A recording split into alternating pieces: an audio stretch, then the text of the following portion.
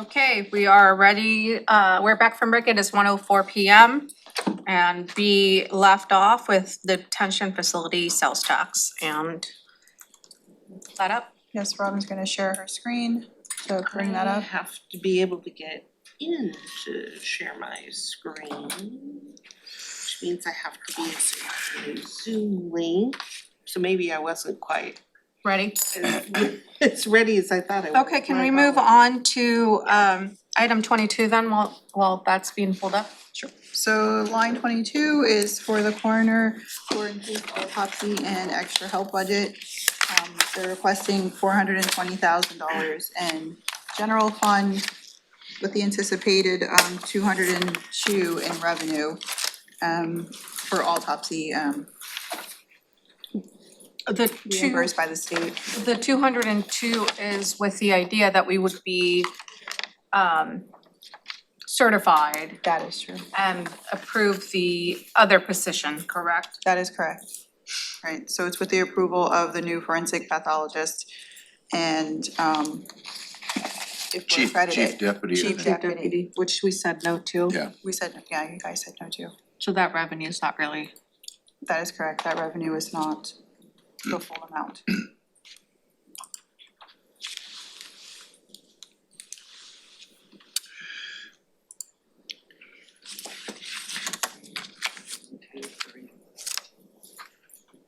Yeah, but not enough to make it matter.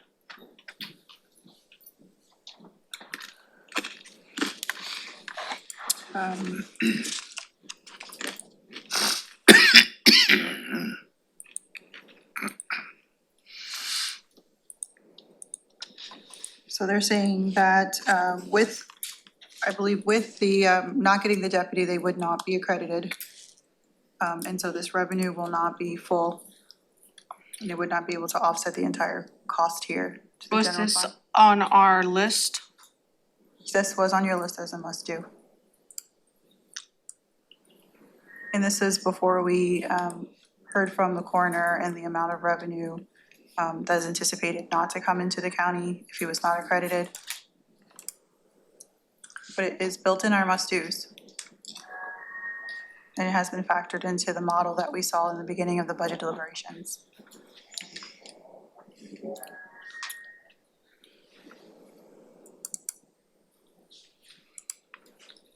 I'm sorry, what? The coroner's increased autopsy cost, $420,000. What about that? It was built in our must-dos. It was part of the must-dos, because we have higher death rates. Right. I mean, we can't, since the coroner has not filled the position that the board approved, we have to continue to pay for autopsies on a contract. And it's not like he can't do them. And we said we weren't gonna do the chief's deputy's position. We've already said that. So that. Well, I think we put that on a, Short list. short list of things to come back Oh, to. to review? Maybe I was the one who said Revisit, that. yeah. Okay. It says we have the $50,000 budget that we previously approved that's been depleted. So my note to myself on the first take was to fund this partially. Because 50 to 420 is We've been giving them a full increase. annually one-time costs to fund their program. So this is kind of making that permanent instead of them having to come back every. It's part of an amendment. If the position is filled, I mean, this is, if the position isn't filled, so if the position is filled, for me, right, if the pathologist is filled, then at that point, they won't need such a huge, They were, an additional 420,000 in autopsy costs, because That is the thought, when the coroner came to you and asked for the position, the impression that I had is that if he were able to fill the position, he would not have the ongoing autopsy costs. They would offset. And it would essentially be a wash for the county. So the board funded the position. We're still paying for autopsies. And at his presentation, the information that in my perception is new is that even if he were able to fill the position, we would still need to contract out for some autopsies. So this ongoing autopsy cost would not completely go away. But, you know, how much would be left? I don't know. I mean, it's almost to a point where he's not been able to fill the position. He doesn't anticipate being able to fill the position anytime soon. Why don't we just pay for the autopsies that he's contracting, because we're not getting the offset? You're paying, we're paying, either way, The position, yes. It has not, we've had it 2 years, you approved it I wanna say 2 years ago?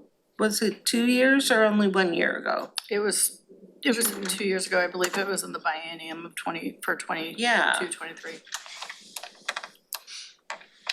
So, I mean, apparently, he said he's working with a, Recruiter, right? yeah, recruiter. He's working with a recruiter now. But we've seen no progress.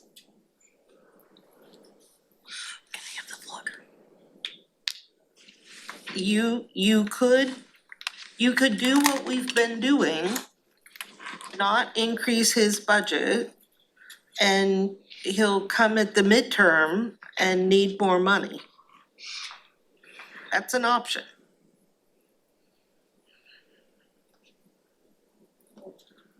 I think we're doing way too many autopsies myself, but Did we agree to increase the salary for the autopsy? I didn't think so. I thought we had agreed that we would increase the salary because the salary, making it more desirable. yeah. we did increase it once, I mean, I think he was still saying it wasn't. He's still saying it's not Be to enough. get somebody, but it was increased once at least. I think during that discussion, Rob was saying that that position is the highest paid position over at Kitsap County. It's been authorized to be the highest paid position in Thurston County as well, Right, so. we just don't have- There's just a very, very, very few folks that have chosen to go into that discipline. And so it's highly competitive. Yep. So we're funding the position because we don't have unfunded positions, and we're fully funding autopsies that are contracted out.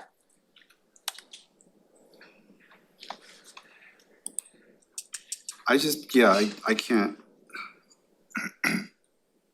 I plan on, I mean, I don't see how we can support this. We don't have the money. That's my problem. If we don't have the money, what are we gonna do? Concerning the position, I think one of the conversations or topics was seeing if the pathologist could work outside of the county to try and be an incentive some way to have that position filled. And so I did reach out to HR to find out if that's possible, if the position is filled here, could that person still contract for work outside with other jurisdictions to be able to do that? And from HR, I believe the direction is that there might be someone already in the coroner's office who does some sort of work like that. And they have to make sure that they're not on the clock when they're doing that to be able to do that. So there might be a precedence already in the coroner's office for that type of work, if that helps with the position, not necessarily this request. Has HR worked with the coroner on something like that? I think they may have a position already in there that's doing Well, like, something like that, For but the pathologist specifically. no, but we could have them connect with the coroner to try and help. I just, knowing that he's not working with a recruiter, knowing that there's that possibility, right? I'm going to say like partial to this.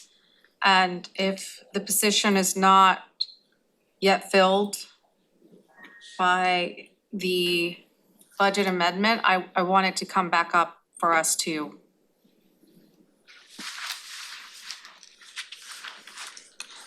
have this conversation again. But I want, if he's actively recruiting right now and there's different variables up still in the air, I still wanna give him that opportunity to be able to do what he needs to do in order to fill it. And then if not, if it doesn't work out and I don't know.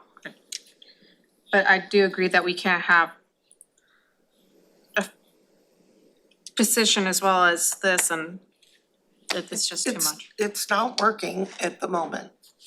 If the coroner were able to fill that position and we were able to bring down the cost of the contracted autopsies, which was the whole intent of creating the position, then I think I totally get that the number of autopsies is steadily increasing.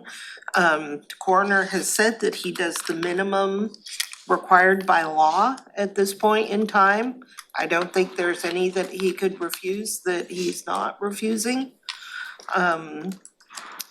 So, and the county's got to fund the cost of doing them, but the position was the saving grace. So how much of this would you agree to at this time? I would agree to something for extra help, that's it. And I don't know what that would be, but it's not divided out. Extra help, it's not divided out. Extra help is not gonna resolve the autopsy cost. No, I'm saying walk away from some of those autopsies. I know you think he's doing what he has to do. I'm doing it from a perspective of law enforcement. We did homicide cases, one right after the other, without a lot of this technical information. We just went with what we saw on the ground, DRT, dead right there, and dealt with it. That's just the way it was. So we don't have the money. I'd love to give him money, but I don't see that we've got any money.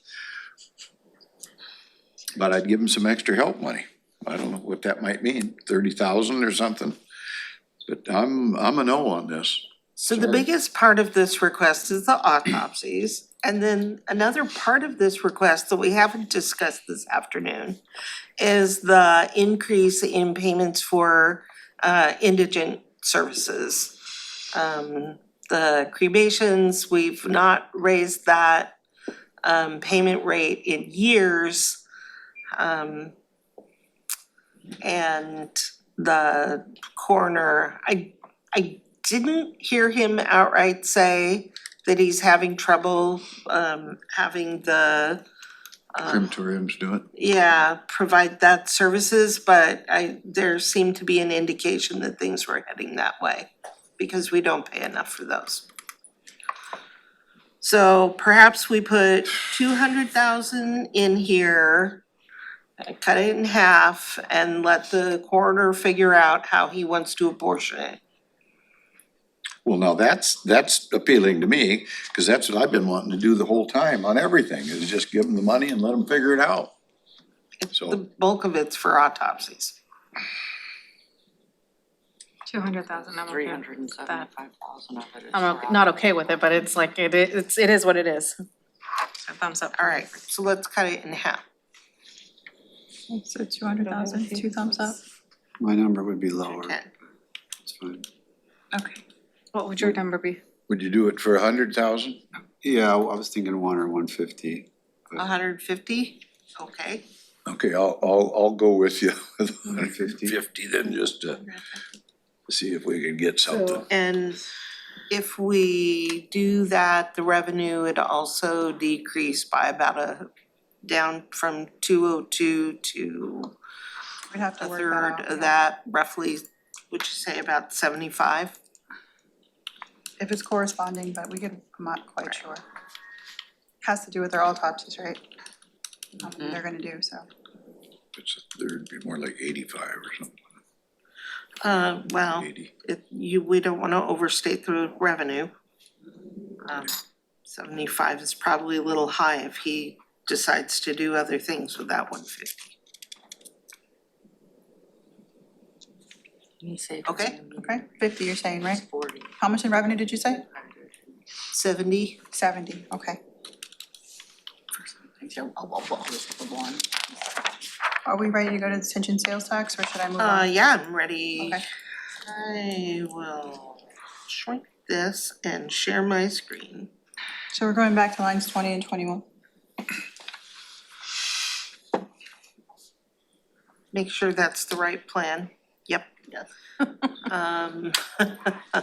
So, I have balanced the plan by shifting the cost of the camera project, not eliminating the camera project, to be clear, but having the cost of the camera project be in Building reserve. building reserves.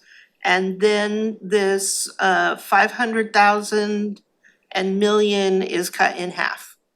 And the fund is tight but sustainable.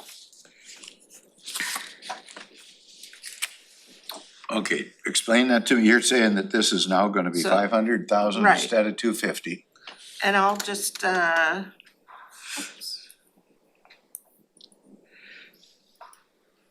why, no. No. Why is my computer doing that? I'm sorry, my computer is deciding to do something very strange. So, you may recall that there had been a camera program in here. It was 800,000. You need to enable the content, Robin. Do what? Enable the content. No, that's not gonna fix it. Let's see. Yes. Nah, my computer's doing something strange. So, can you tell me how much the camera project had been? 2 million? You mean in each year? Yeah. In 23, it was 30,000. Yep. 24, 370, 370? yes, and then 800,000 in 25 and 26. 25 and 26. Yeah. Yeah, it's a $2 million project, It's So- what again? 2 million. Spread over these. I thought it was a one-time fix to, I did not know it was ongoing. It's not ongoing. The project's gonna take a few years. So, this is the detention sales tax plan that we had on the table. And I am saying that we can fix that and reduce the shift to the general fund by moving the cost of the camera system to building reserves, so that eliminates that. And then we can take this shift to the general fund down by half and have a fund that is tight but sustainable. This is not a one-time shift. I see. It's an ongoing shift to the general fund. That's correct. At 250? The camera 500. comes out, 250 in the first year, 500 in the second year, and then 500 in future years To the general fund. to the general fund. And How about REIT? Okay, no. I like REIT. Well, I mean, We're having problems in REIT too, though. This is Go ahead, not, You're Commissioner. putting $2 million into the building reserve? A $2 million camera project? I'm putting a $2 million project into building reserves. Yes, I am. And that's doable. I have been told that there is sufficient money in building reserves specifically for the new jail that we can cover the costs of the camera system like that, yes.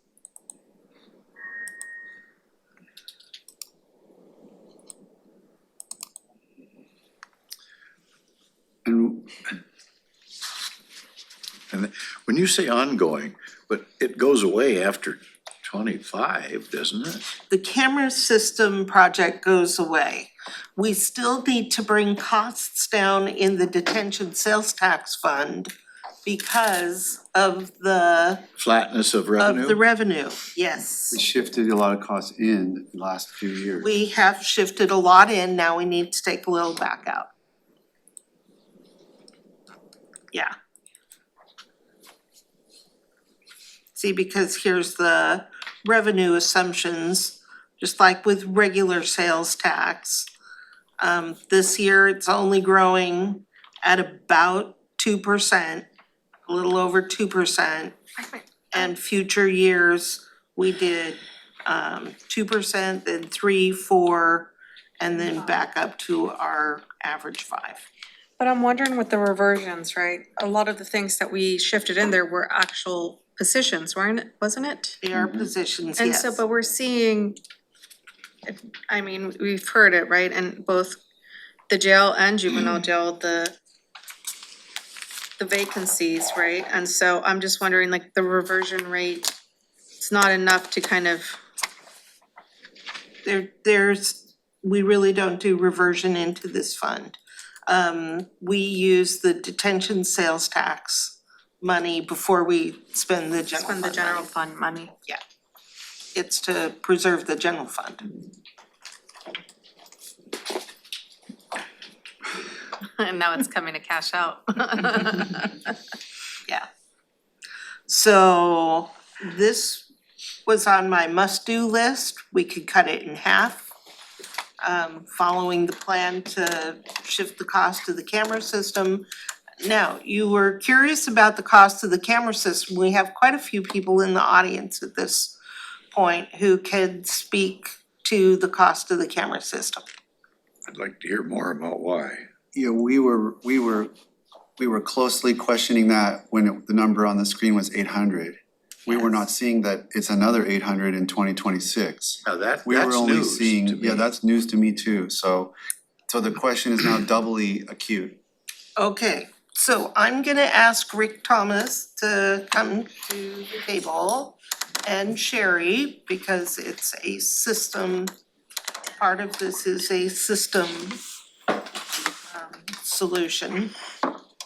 And can you please speak to the cost of this system? Yeah, absolutely. Rick Thomas, the manager of our capital projects program group, and here to talk about the camera system at the jail. Just really quickly on the background, the cameras are about 15 years old, the whole camera system. It's, the camera system is set up to be able to be an integral part of the security system that's tied into the intercom system. It's tied into the door systems for the cells and all the entry and exit points out. When you say tied in, do you mean hardwired? Yes, it is. Okay. Yes. And the technology has changed dramatically over the years. The system that we presently have in there is an analog system that has coax cable connecting up different pieces of equipment. It has a front end PLC, a programmable logic controller. It's really kind of like the computer front end. And all of that technology is not supported anymore by the manufacturers. It's just too old. And so we're having significant issues. Whenever we have a camera issue, it's almost impossible to find cameras that are compatible with the existing system that we have there. If we have issues with any of the programming, we do not have, again, support from the original manufacturer because they don't have any versions of those anymore, so we don't have no way to update it. And I would say the main scenario is right now, we've been able to kind of piecemeal things together. But if we do have a significant failure, which could happen really at any time, our software systems as well as some of our hardware systems could crash. And we literally would have no way to repair them. They're just, the parts and pieces are not there. The software programming, there's no way to again, get those updated. So in general, these systems typically last about 7 to 8 years, and we're on 15 years right now. Sherry, I know that you have some probably insight in regards to compatibility with our IT systems and. It certainly doesn't meet our standards anymore as far as IT standards and security wise. And when something does fail, it takes us a lot of effort to get it working again. When these cameras that you're proposing now, when they are put online, are they hardwired or are they, talking through the wall? No, they're going to be rewired with Cat6 cabling, so They are gonna be hardwired. yes. And that takes, what do you have to, just run it along the roof, or you have to bore holes, or what is all that gonna take? You just pull the other out, and while you're pulling it out, you pull the new stuff through? That's correct. In addition to this, to upgrade everything, we need to really go from an analog system to a digital system. So again, all the cameras need to be replaced.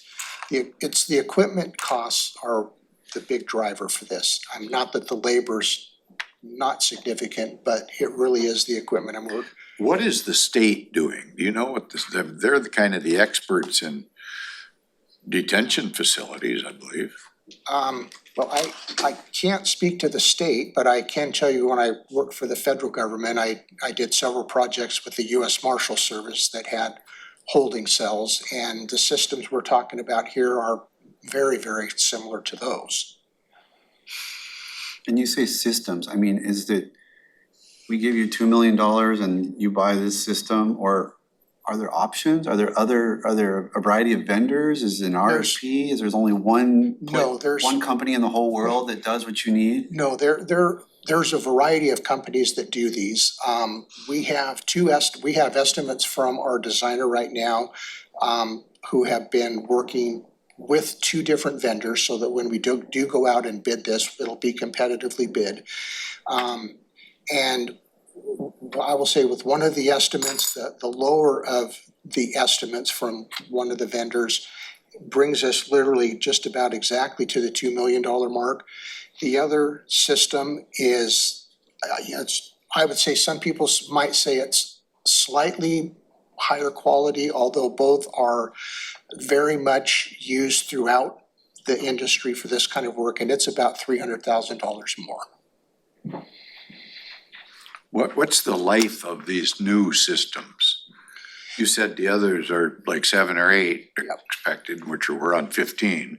So what's the life of the new systems? They're, again, these are IT-driven systems, and so they, that still is the arena. They're 7 to 8 years.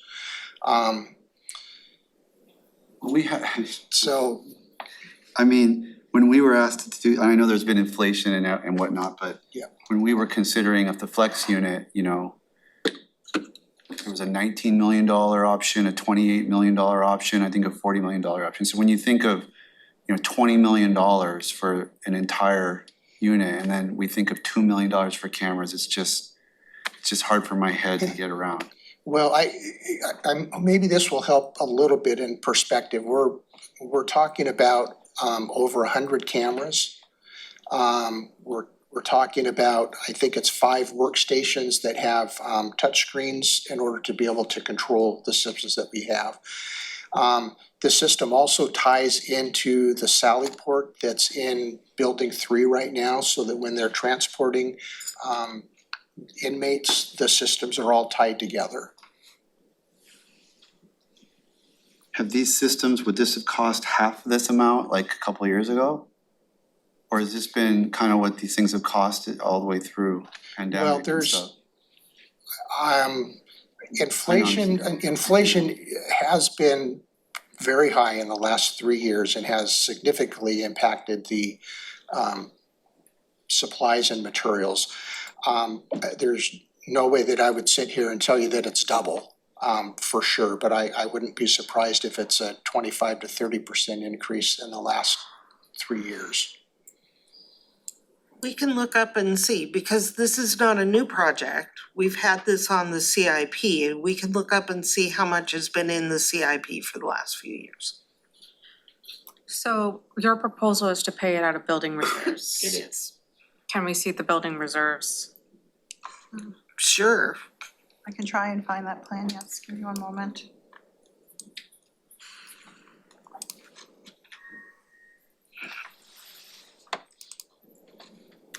Have we had any Except for interaction 540. with the corrections, union?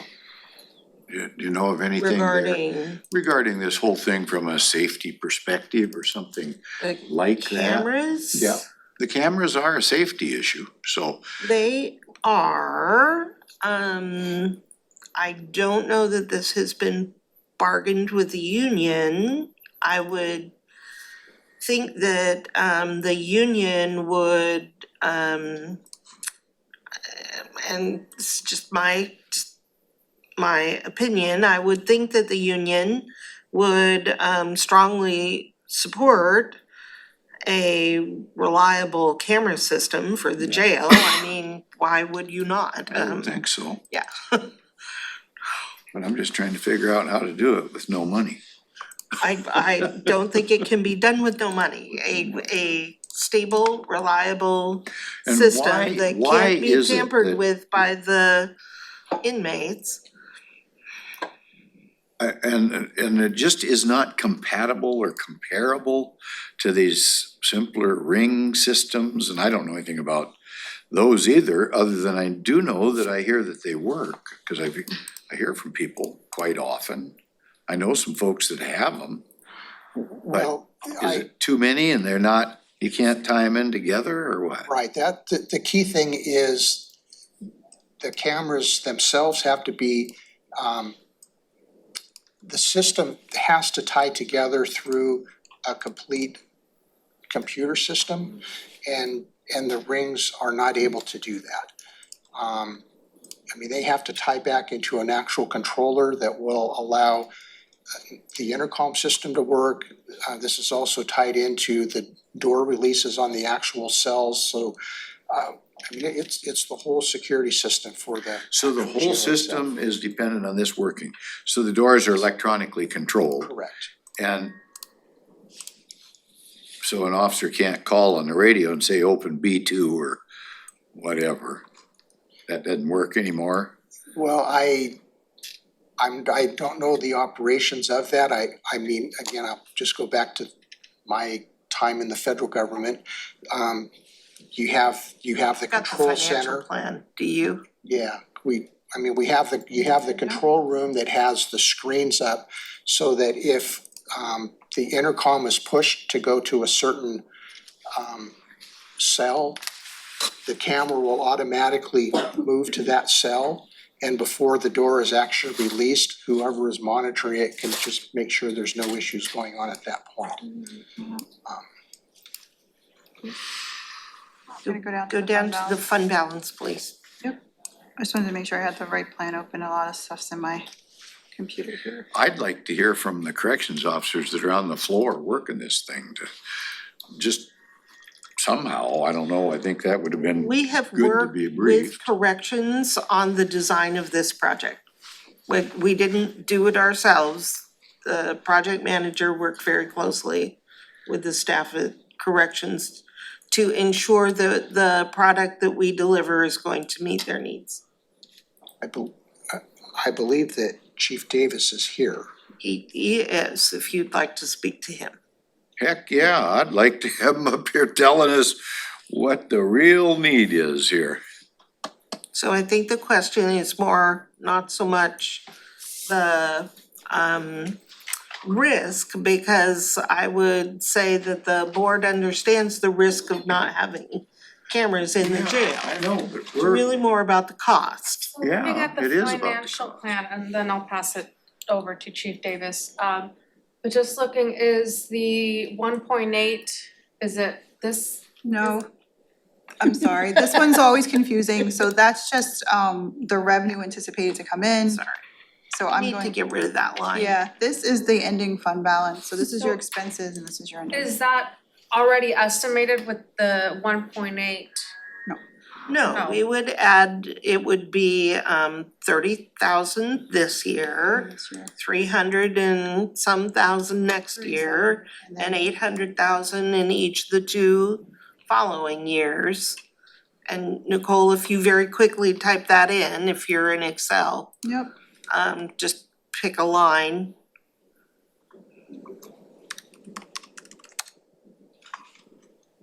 I think you'd need to do it more in the expense part of the, I was so just it's gonna add it picked to up the into ending. the ongoing. I How am many curious. days, how many days last year or this year has our cameras not worked or failed us? I mean, maybe you don't, no. I wouldn't have a specific time, but it has went down a lot. Okay, so like- it's like, If not daily, it goes down, and then officers are having to reset a system, kind of like what Ricky discussed. We have to reset a system to get it back up. While we're waiting for that, a lot of things could potentially go wrong. And that's not, and then again, it's a safety and security issue, so that's not being safe. does that put you down for like a few hours or days? Sometimes or- it could be an hour, sometimes it could be minutes. Sometimes we have to reach out to our facilities, hey, we need to get this system up, so we have to jump to a different system or a different portion of the cameras to operate the base station, operation station, to even deal with the rest of the doors and stuff of that nature. And if we use we just have a radio to call, hey, open B12, how do we know that's not an inmate that took our radio, we've been compromised? So we just can't have that. So right now we have, you walk to the door, push it, the camera comes, sees who's at the door, who's leaving, who's coming, things of that nature. So not just call it, we can't be, we are moving forward and not backwards, hopefully.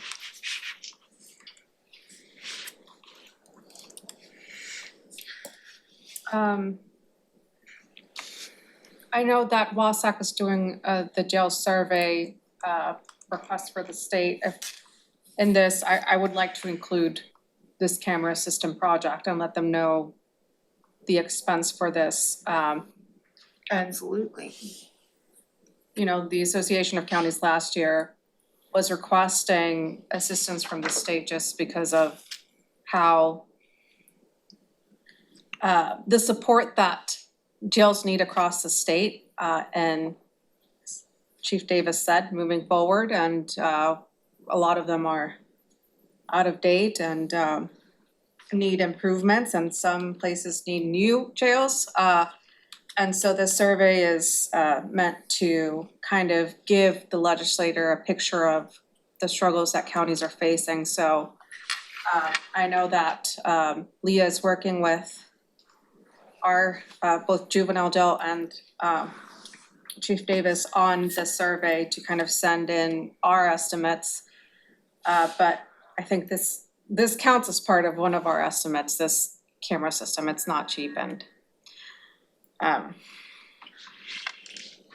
Commissioner, we have also put together a one-page information document that we have shared with Strategies 360.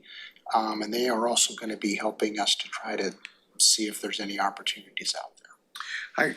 I do have I don't know, maybe it's a Robin question, but this came as a surprise to me, 2 different $800,000 expenditures. I don't know where that came from. It's almost like the Forest Service guy that we needed to hire for, $100,000. I don't recall talking about that one time. I don't remember talking about this one time either, so I'm curious why. I'm with you, Commissioner. So I am looking up the CIP for this year.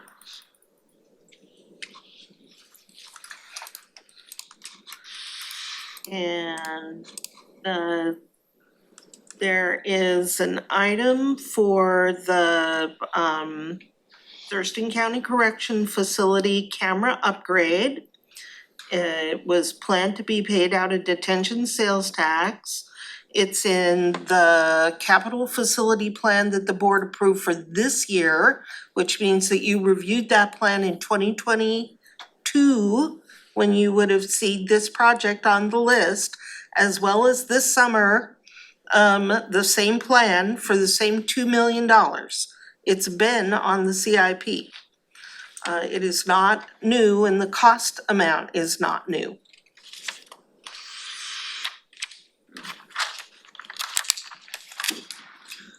And why was why wasn't the idea to put this in the building reserve to begin with? Why was it originally for detention sales tax?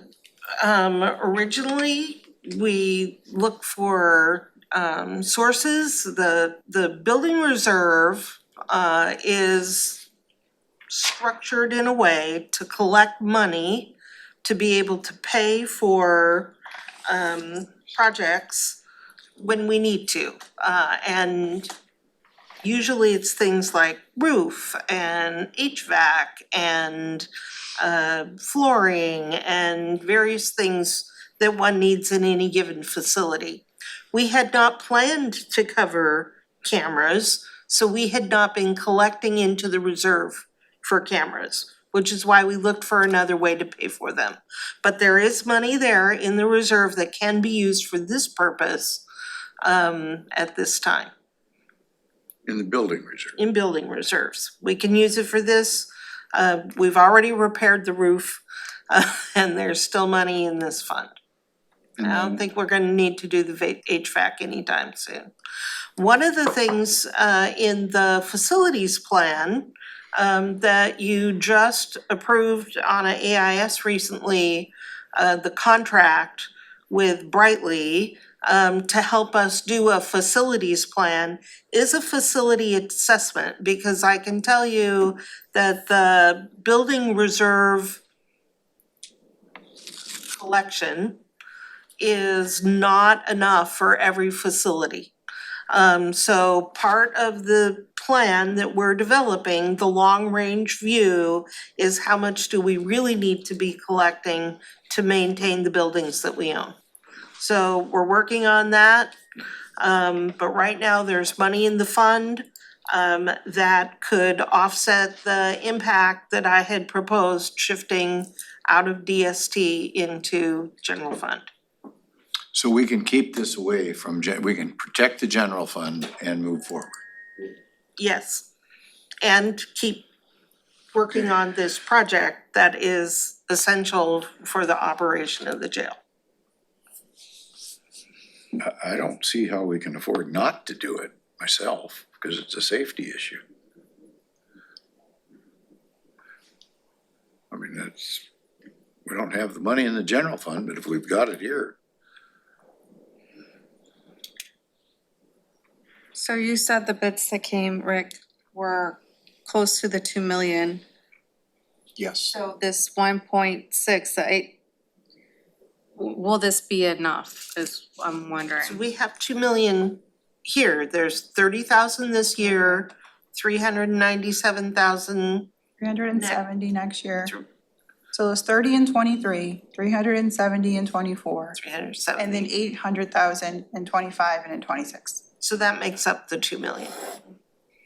And that allows for the cost of the contract, the purchase of the equipment and the installation. So you're And gonna the get project 20 years management. out of a 8-year system, basically. Well, we're at 15 now,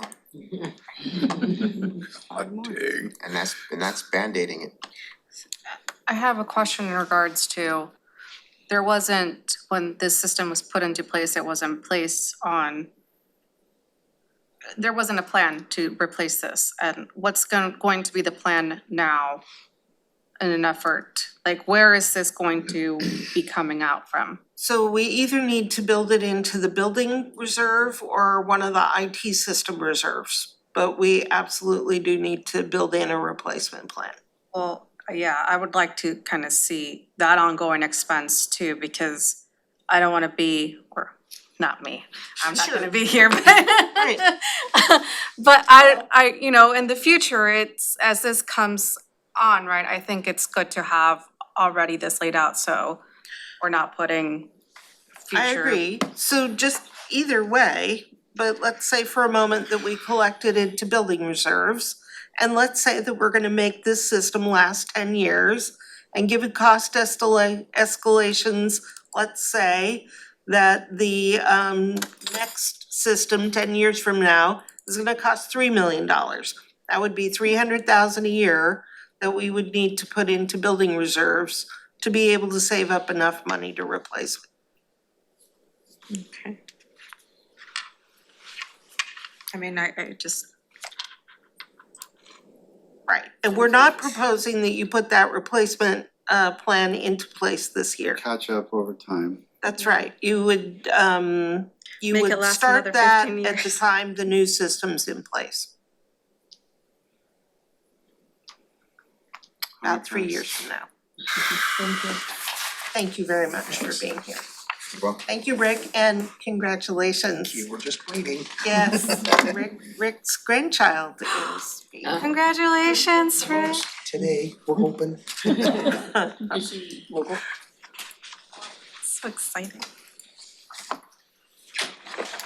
Awesome, okay.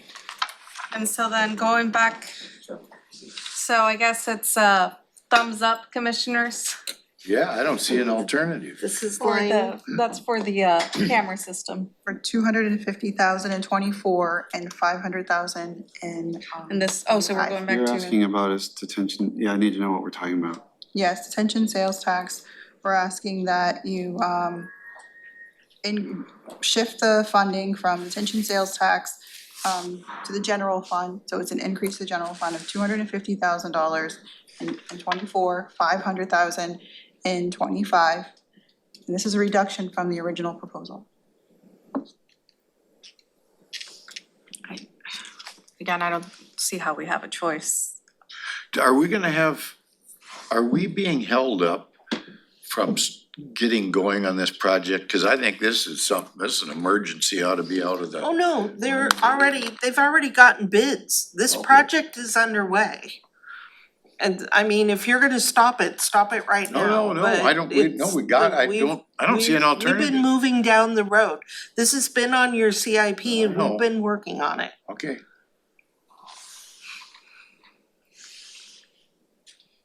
So I mean, are we counting thumbs? So Or we're did talking we about already the, count thumbs? yeah, I think for the camera system, it's a go. Right. And this is in regards to the detention sales tax, and it's the reduction of 250,000 in 24 and 525 and ongoing. That's correct. which we don't have a choice unless we cut expenses out of DST. Yeah. So there's no proposal on the table to do that. Probably correction staff. Right, I it don't would know be what all's correction staff. in there, but. right, and you really can't reduce jail staff. They're at minimum staffing. Well, If they can they're, fill they're the at minimum positions. with 30 fewer than they need. Yeah, they need to fill all their positions, but it's not like we could cut those. Are we ready to vote, or is there still more discussion? Yeah. Okay. 3 thumbs up, thank you. So Sherry's with us, and she was here to speak with about some of the IT requests within the budget, and since she's here, we wanna still keep going. See if we can ask her to join us again, okay? I'm gonna share my screen just to show you that with the last few decisions that you've made, which are some pretty significant ones on the must-do list, this is where we're at. Even if we cut $4 million that we haven't cut yet. This is with only a $3 million cut. And this, one of the things you could do, that we've not done yet is increase the road diversion by another $1 million. So instead of Shift 1 or million diversion? increase, you Shift or would diversion? shift, the levy shift, thank you. It's the levy shift. Beyond what we already agreed to do? Another million on top of that would make this graph look like this. How about if we do the 2 million from the rainy day fund? That is still my proposal. 2 million. Understanding that it's one-time funding, but I would just wanna see. It doesn't really help much because it's one-time funding. And you wouldn't have it there when it really starts to rain. Boy, it's raining out right now.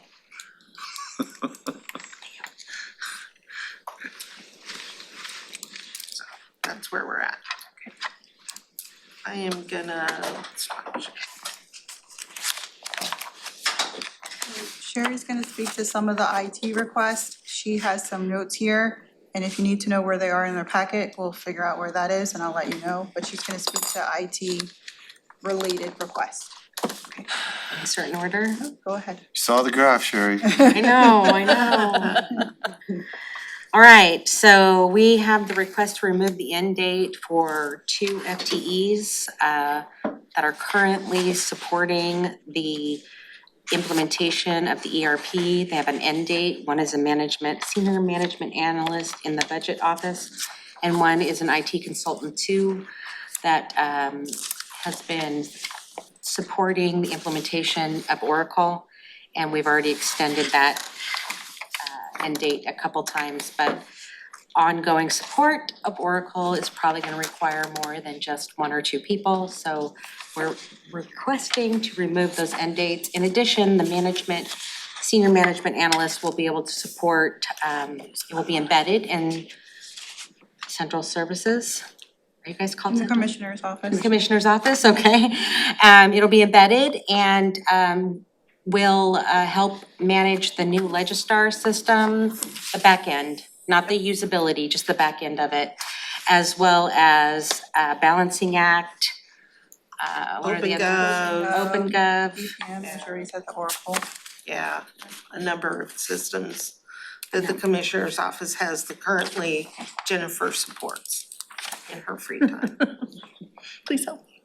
Didn't we ask her whether this was more important than the new budget analyst that we approved? And her answer was. She wanted both. Both. I said she's not getting that. I mean, I feel like we've had,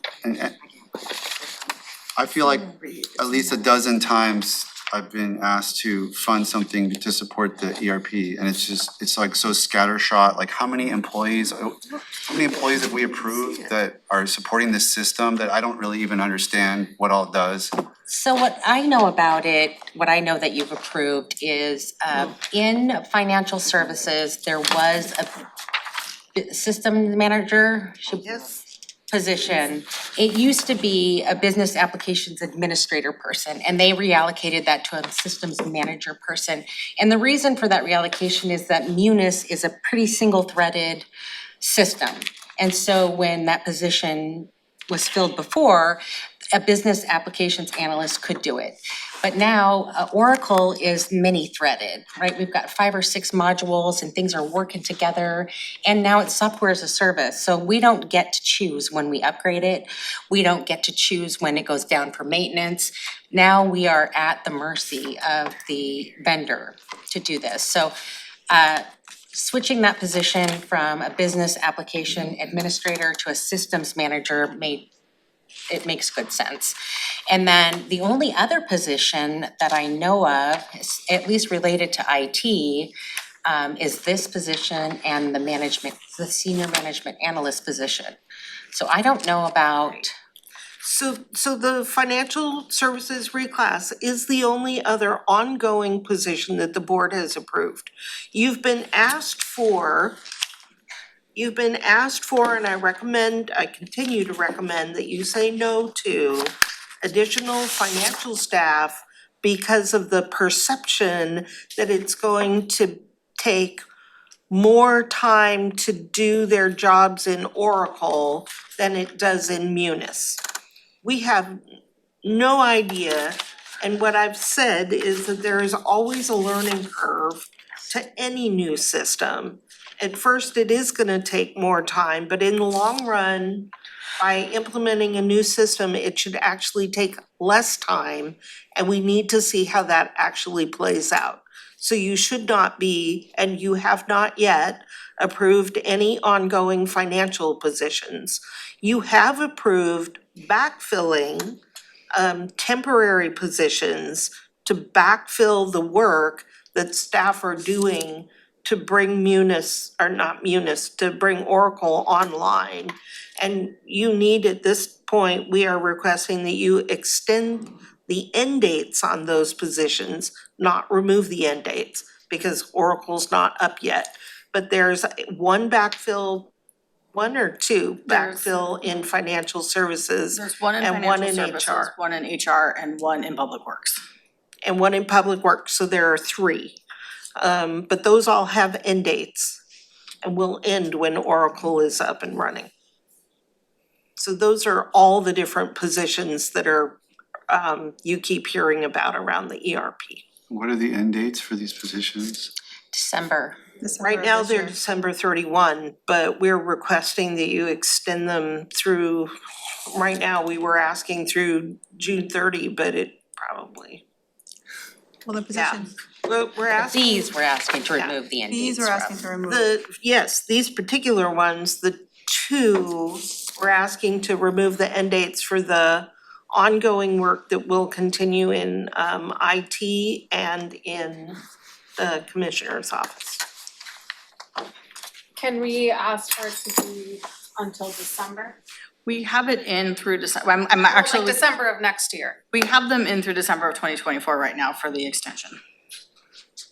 For the end date extension, For the backfill ones? yes. So, yeah, okay, but now we're talking about these two positions that we're asking for the removal.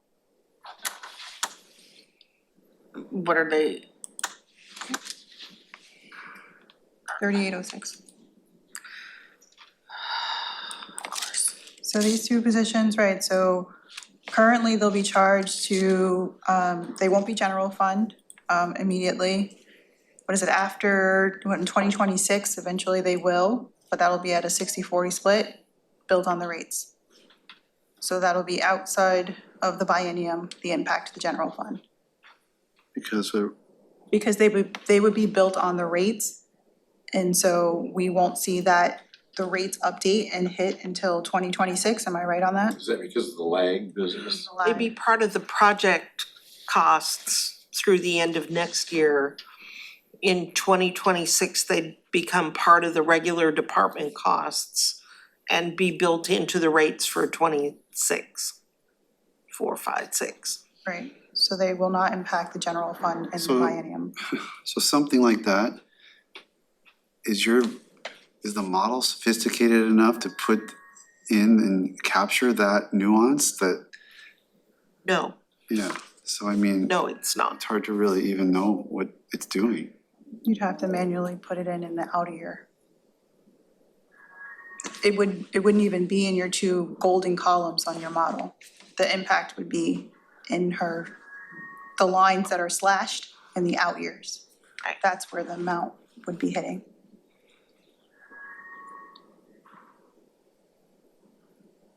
Okay, But I don't see if the end date's now, and so how could there be money in the project? I mean, if we're adding FTEs for a couple of years. That's not, Because we've not spent all of the project funds. there's additional money in what we've already allocated.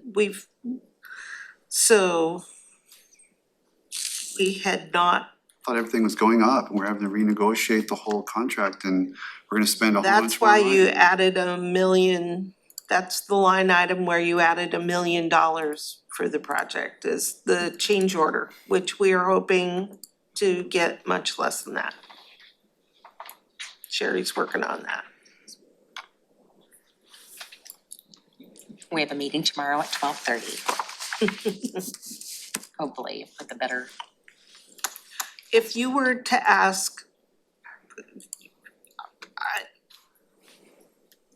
IT absolutely needs the ongoing support because they will be required to do back-end work, extensive back-end work, testing, ensuring that whatever changes don't break the custom work that we've had done on this system.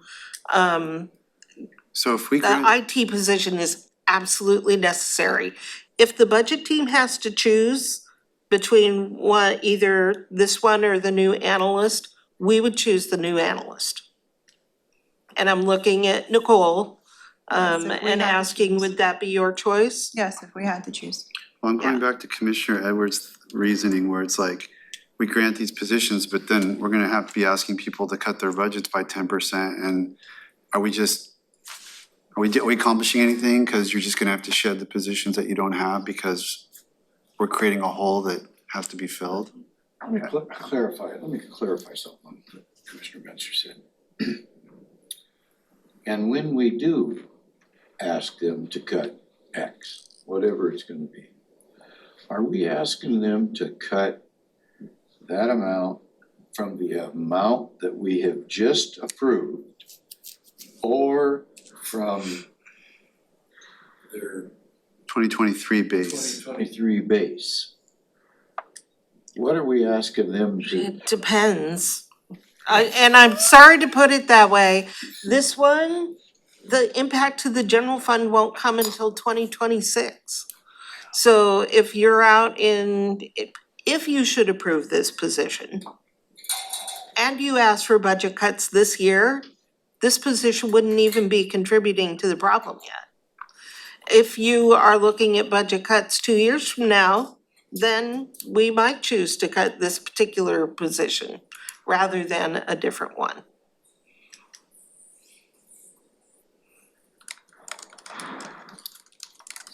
How about if we quit right now and tell everybody These they gotta have a 4% positions, cut, figure it out? One is filled. One is filled Starting to look better. and one just became vacant, A week, 2 weeks ago. Gosh. Again, going back, why can't we just extend it till December 2024, and then at that time we see Where we're at. where we're at, and then at that we Commissioner can make McNeil. the decision. That is perfectly acceptable. Okay. Because then there will be no direct impact to the general We've fund. already allocated the money for Yeah. it for that amount of time, according to what you're saying. So, So is that for both positions? Extended end dates for both positions? might as well. So we get That's another what Sherry year, needs, right? get another year of work out of it. Okay. Yep, we have another one. Thank you. We're happy with that. Okay, and just for fun, we're also asking for another network FTE. I brought this picture, you can't see it, but if you came up into our section now, you'd see we have this network operations center up on the wall now in our, if you guys swing by and before you go downstairs, yeah. And it shows that there are 31 county sites that have network stuff. And You have responsibility that we over? have responsibility for.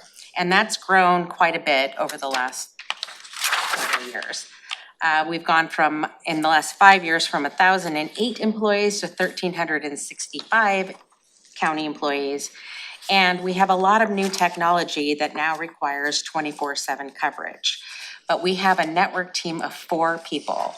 And that is way, way below the recommended number of network staff supporting an organization this complicated and of this size. So right now, the impact is whenever one of our network staff goes on vacation or has sick leave, we have to call them. We call them in Las Vegas and everywhere they are because we don't have the staff to support all of the equipment and whatnot that we have out there.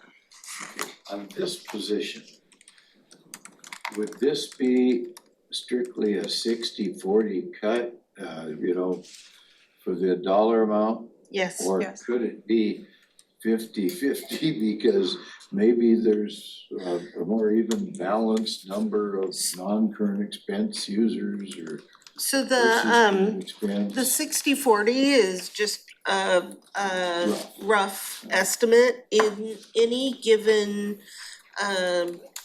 thing. Application or activity has its own split, so maybe That might be closer to IT 50-50. applications might be 50-50 45, and 55. maybe facilities is really 40-60, not 60-40, and so it all averages out to 60-40, 60-60. And it's a way for us to talk about it. The thing is, if something happens, and that ratio that Sherry's talking about, and then we end up down something, hacked something, That's seized exactly up something. Why she needs Where the another loss position. is way more tremendous than funding it at 50-50. I'm just gonna say 50-50. Makes me feel better. Well, in exchange, we have been able to find so far about $70,000 that we can save year over year by diverting some of our maintenance, and we purchased extra equipment so that we don't have to pay maintenance on all of the equipment. Anyway, we're working hard to find ways to save money and so that it can help cover some of the cost of this. So defer some Sherry, of it. would you be comfortable with us reducing your budget in those areas if we add this FTE The maintenance budget? to try to offset some of Yeah, those cause I've costs? already saved $55,000 on the Fortinet switches, $8,000 on Cisco. I mean, we're adding it up, $12,000 on the net mail. So I'm up to $75,000, so I'm getting super close to being able to cover the cost of an ITC too. And that brings the impact to the general fund down to almost nothing. Okay, Yes. I mean, I'm okay. I don't see how we can not do it. I mean, I hate to keep saying yes to so many things. I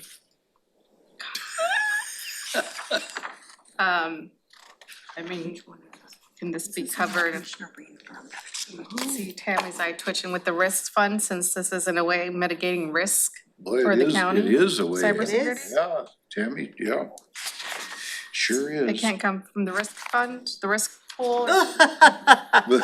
Well, Can it that come from comes the from, risk that pool? comes from general fund, I'm Um, afraid. Yeah, they would just, the risk pool bills out someone, so if we bill it to the risk pool, then they'll just bill us all. Right back. Yeah. It's a revolving door.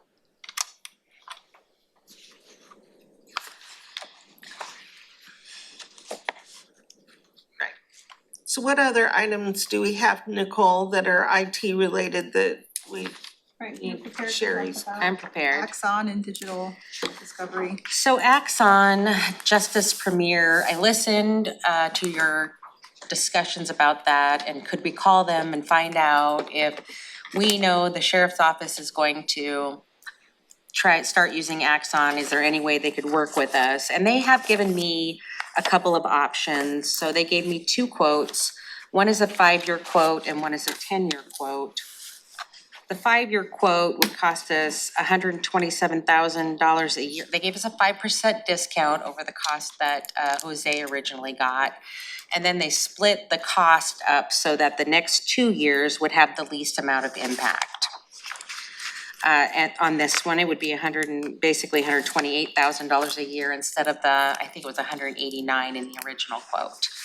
And then the 10-year quote they gave us would be $117,000 a year for the first 2 years instead of the $179,000 or $189,000 the original quote was. Does that give us storage, like cloud storage and all that? It does come with all the cloud storage, yes. Now, my team has been working with them, trying to use the GTAC solution. And I heard loud and clear the prosecutor say that it wasn't good enough. That the one issue outstanding is retention and how long do we save the videos? And in the IT world, we say a video is a video is a video. And if it needs to be saved for 10 years because of the prosecutor's records retention, then we just save it for 10 years. And I think that there is some frustration because it's a sheriff system currently, GTAC is, and I'm not exactly sure what the serious concern is about the retention. And then the other one they were talking about is the automated blurring of the faces, some of the functionality that's available in Axon that we have not seen yet in GTAC. It meets about 95% of the same functionality as Axon, but that's all I know about that. And so the savings, you said if it was a 10-year or 5-year, can you explain that again? So he said that the guy, the representative I spoke to said if we signed a 5-year contract, they could bill it out so that I think it's 13.5% of the entire contract instead of 20% a year. That's how they typically do a 5-year contract. They charge you 20% each year. So instead, they could charge us, it's almost 7% in years 1 and 2. And then in the remaining years is when you kind of make up the difference. So if that would help. Backloading. What would the amount be like in '24? 127,924, 64 plus tax. And then if we signed a 10-year contract, it would be even lower at $117,527. So 130 for 5 years, 120 for 10 years. Yes. But the original thing said 353 first year. Yeah, it says 353. I negotiated. Is that, okay, so let's, I wasn't involved in collecting that information for the original. Oh. We didn't get involved until after it had already been presented to you guys the first time, and that's when we found out about it. And That's when the sheriff came without talking to you, is that it? it was public defense that kind of kicked off this effort to try and solve their problem, yes. So Nicole or Jennifer, which packet is the Axon request? Axon is in the policy level commissioner brainstorm packet It's in the brainstorm. on page 7. Okay, I thought we had said with public safety tax, yeah. since it was the prosecutor's first priority. And, I mean, thought the conversation was for the two, because he was like, if we don't do the Axon, then the two positions, right? It's either or, and we're like, well, we have to do the system. Right. And we'll find a way to do it, and then he would support it. he would support it with the, It's a tax is what my notes say. yeah. But, let's see, Okay. but let's see. 2 FTEs more to deal with GTAC, public defenses will not save any money. Right. So that's our only option, is the public safety tax? That is the Or only general fund. option at this time. We've not collected money into the large system reserve for this particular item, and there's no money in the large system reserve that we're not already dedicating to one of the large systems that we're replacing.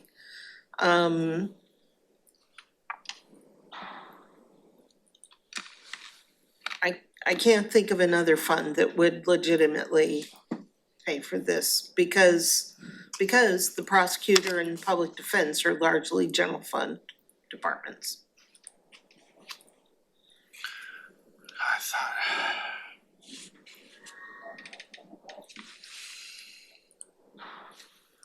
I thought we had something that was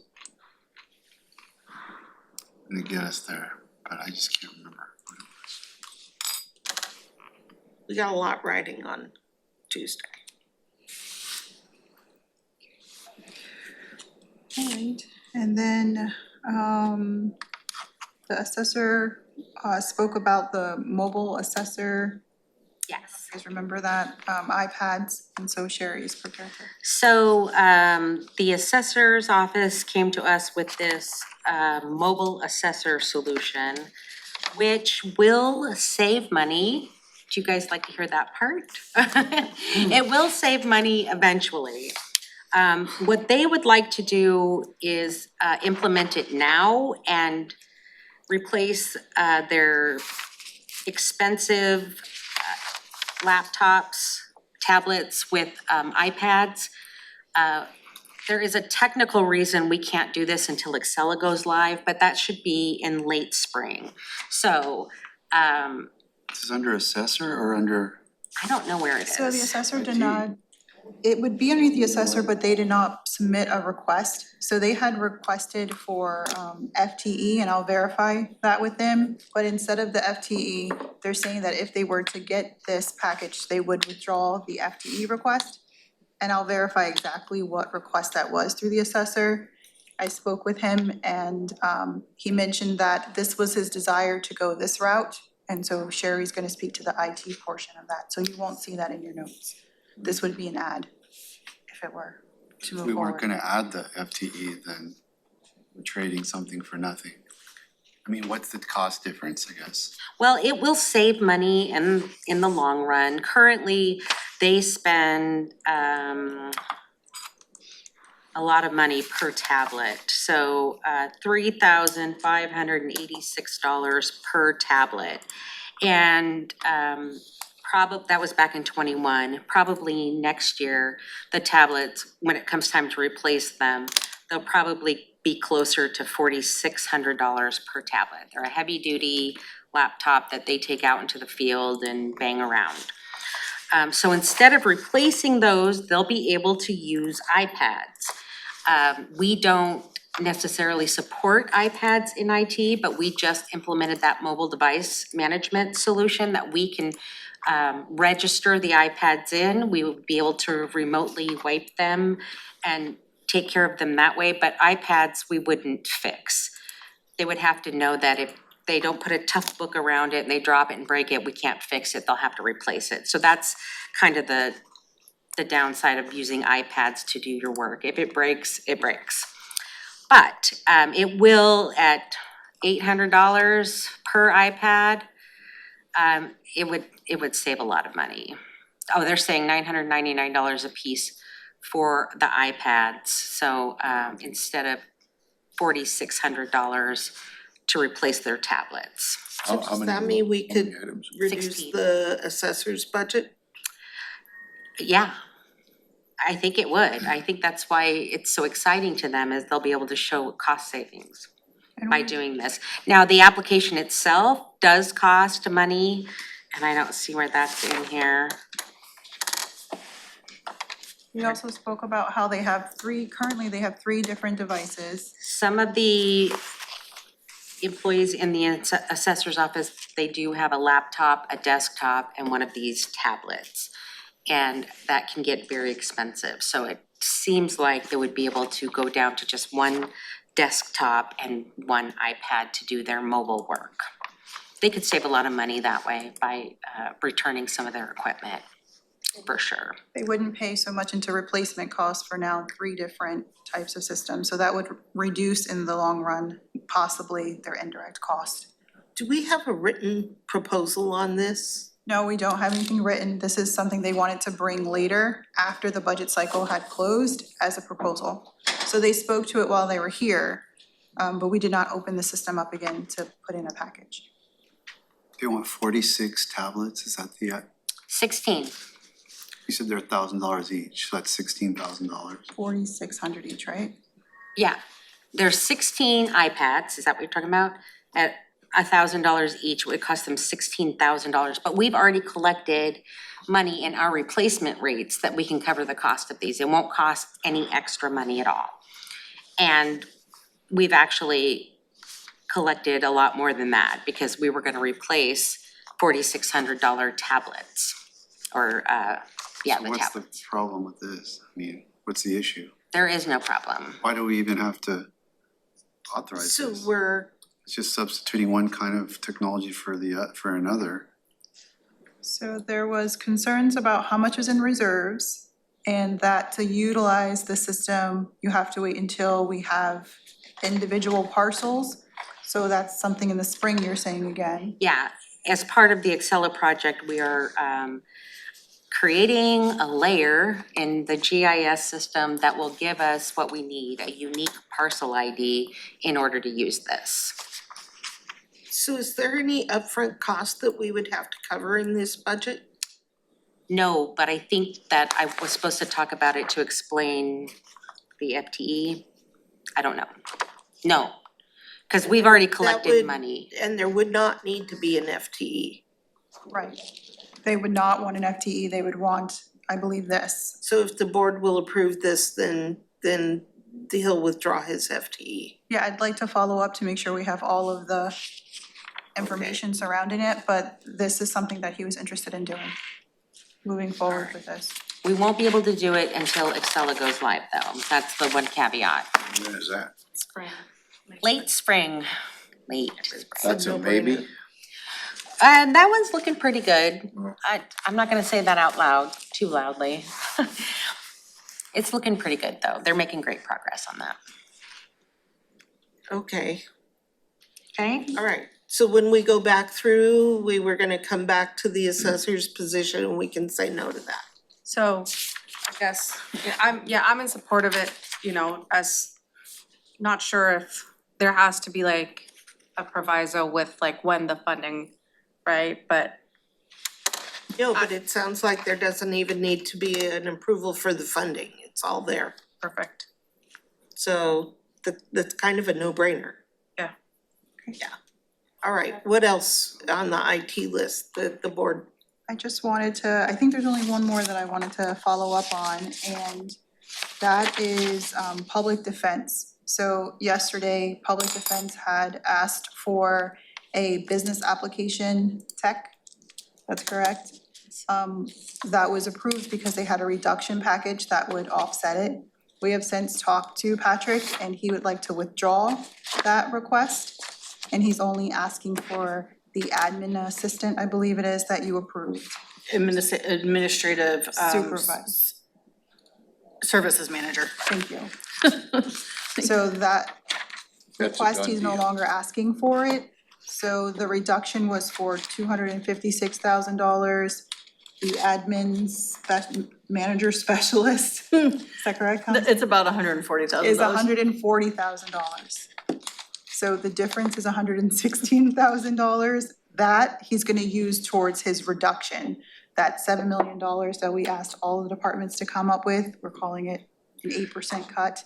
But now we're getting that down to, Right, so what he's We are? saying is, To 7.99%. to Robin's oh, working on aren't we reducing the getting that number. down, Robin? I thought you said we were down to half. Our model's been showing Don't- for. Don't ask me Yeah, right now. So what I just wanted to make note is that that request that you approved, the business application technician, he's removing that one from the table. Yeah, I No talked to longer needs him that. and we have made a service level agreement which will allow us to help them in some of the areas that they were having concern with, so they don't have to fill another position. So he's withdrawing B 2402. Yes. Yes. All right. I think that was all of the tech that we were going to bring to your attention. Do you have any questions on anything else? Contact. All right, I'm out of here. Thank you. Enjoy your vacation. I certainly will, thanks.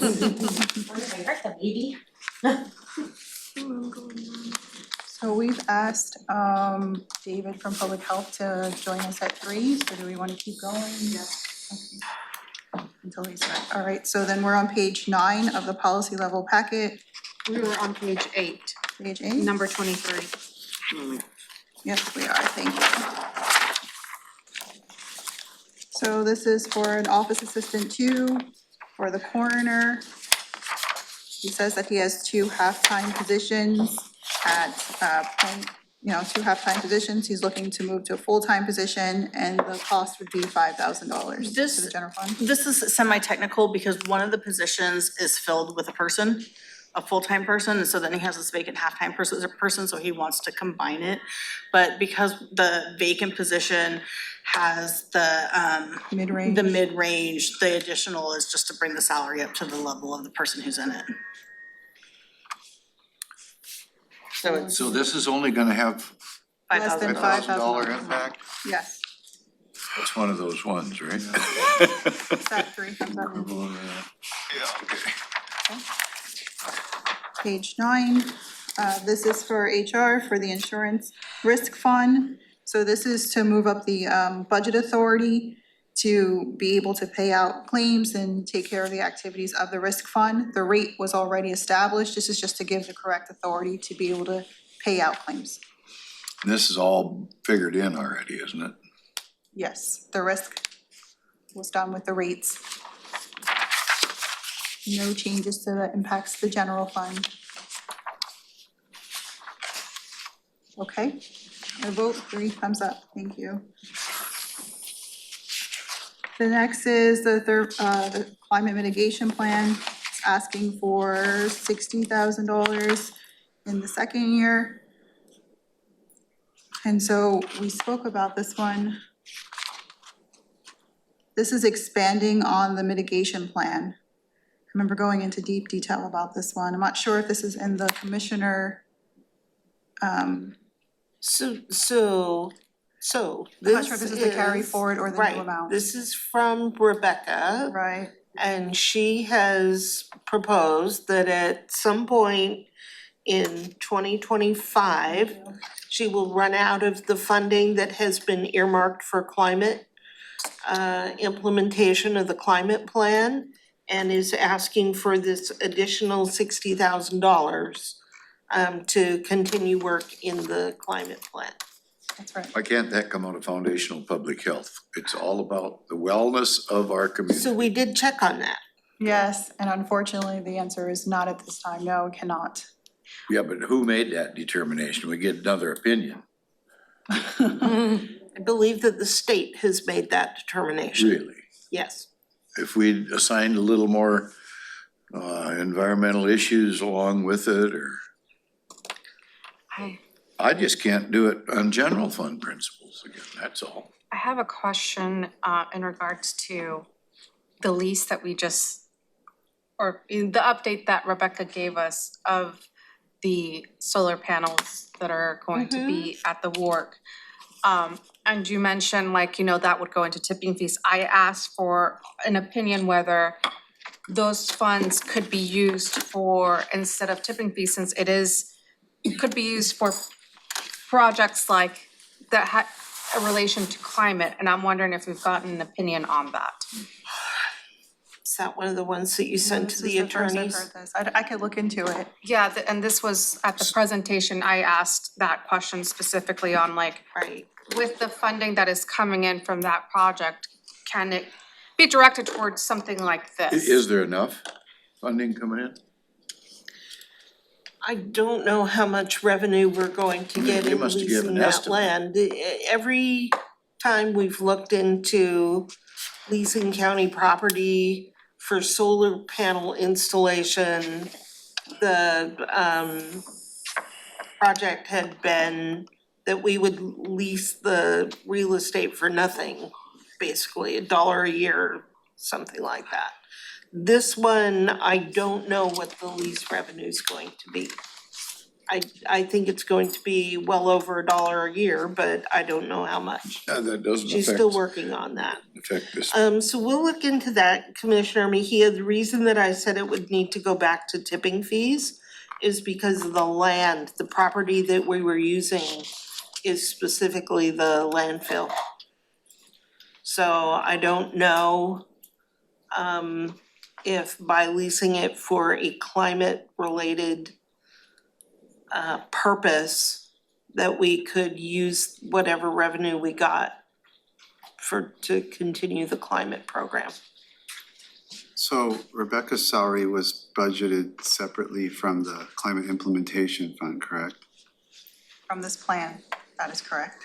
So you're saying that above and beyond her salary, we've spent we'll have spent $300,000 by 2025 on climate implementation? Yes, Yes. And can I get a breakdown of where that money went? yes. I know we've spent about 50 to 60,000 on the regional agreement. I can follow up with That Rebecca, doesn't get equal that. 300, so I'd like to know where the rest went. She's planning to carry it forward into 24, Mhm. spend it, so I can also get you the details on Okay, the yeah, plan for maybe it's a 24. bunch of stuff for 24 Right, that would get Yeah. there. yes. And then, yeah, okay, well, that would potentially make sense. Right, and then I would also say that she is, Cause we haven't to date spent that much money. oh no, we Yeah. haven't, but she's got plans on Yeah, how yeah, to okay. spend it. All right, One well, of the upcoming ideas that she's bringing forward is a energy audit program, home energy audits. That's a regional initiative from the climate Yes, group. exactly, that we would join with King and Pierce counties.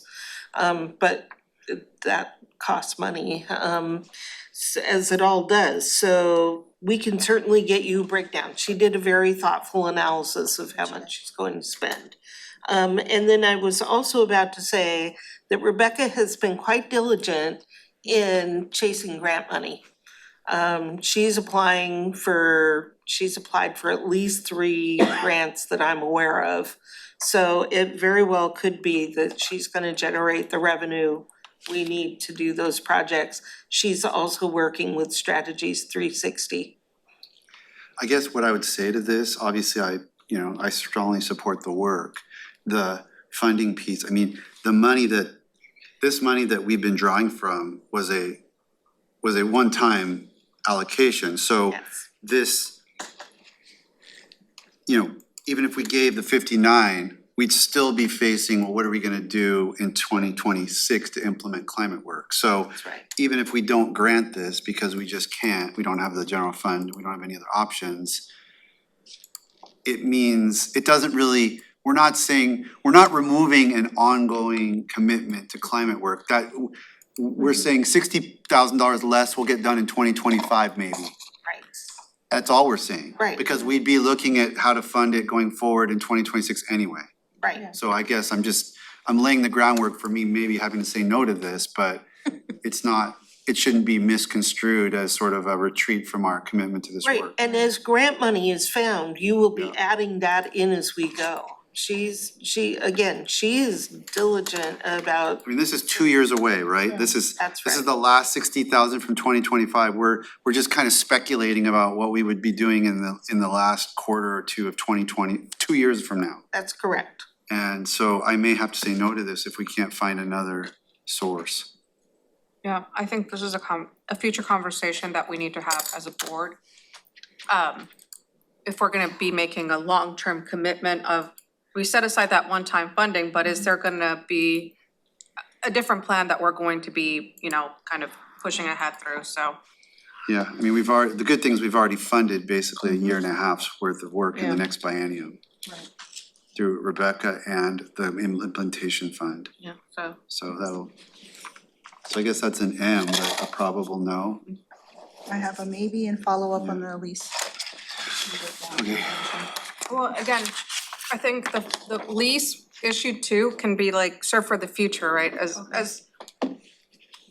I'm just wondering wondering on that opinion on whether, I know that it's kind of restricted on, and it was based on the land, but I was like, seeing that we're doing this, is there a possibility that we can find a little loophole here and, allocate it to other climate projects?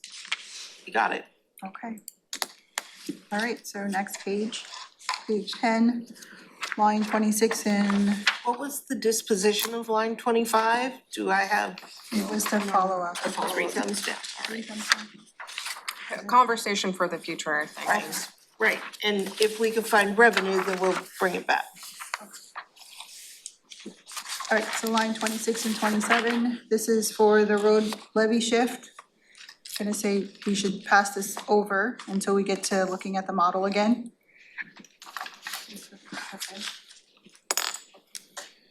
So then line 28.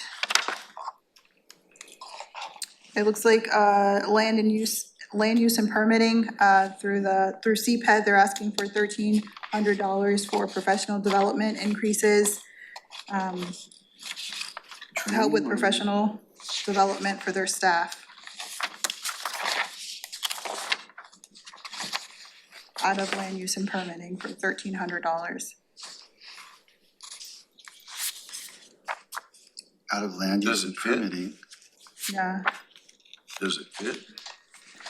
so they could charge it to land use and permitting for $1,300, but it would be a non-recoverable expense, I would imagine. Robin? For professional development, it would be considered non-recoverable, For $1,300. but it's only $1,300, yeah. And for staff development. It would be worth checking or following up on this one, just because if it is training related to the staffing who specifically are working on the land use and permitting, would seem like development could be an eligible cost, but That's what I would say too. You know, there's gonna have to be a certain amount of administration that we can charge to the land use permit fees. It's not only the time that you're touching one. So I think it is billable. Okay, if it's billable and it's non-general fund, it's only $1,300.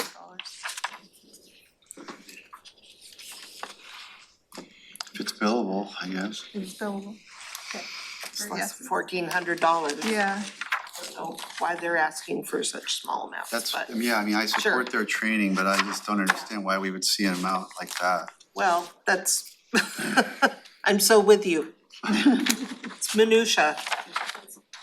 line 29 is for $500 for reference books for supplies for the land use and permitting fund.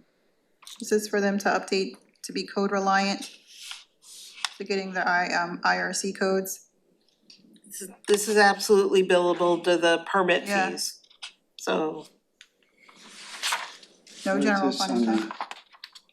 Is it community planning or CPED? CPED. Supplies increase? Yes, I'm a yes on that. Okay. You ready for a vote? Commissioner Arnold? 3 thumbs up. Okay, line 30. So this is our conversation about non-recoverables versus recoverables based on the study that CPED went through.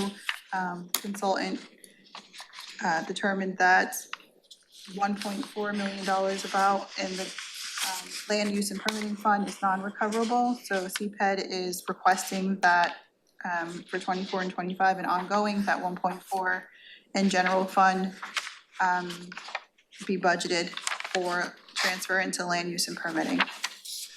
Or the next 2 pages are part of this. Yes, and then line, well, Where's that's the- 2 different conversations, but yes. Where's the 1.7? That's the next the very page. next one. Where is it on the cheat sheet?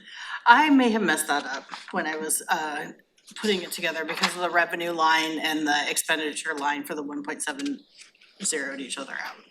You netted it. I netted it instead of showing the full impact to the general fund, but the 1.7 is the one-time piece.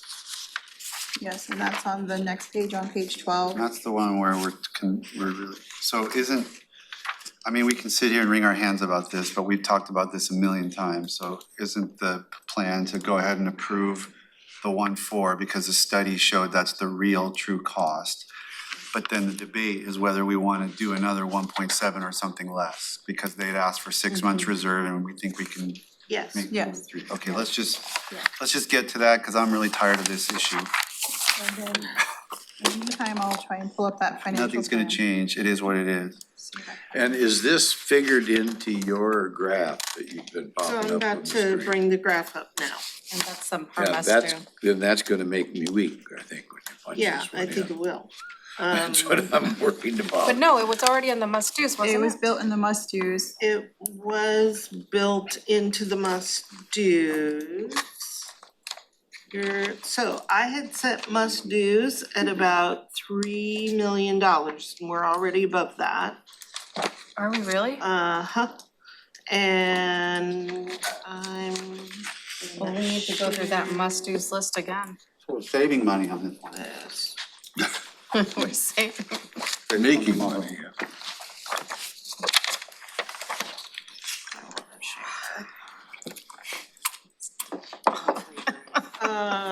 So when you say yes to the 1.4, I had been booking a $3 million reduction.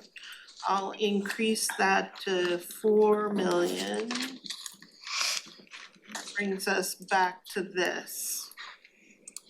So this model has 2 million coming in from ARPA, an additional 1 million in the road levy shift.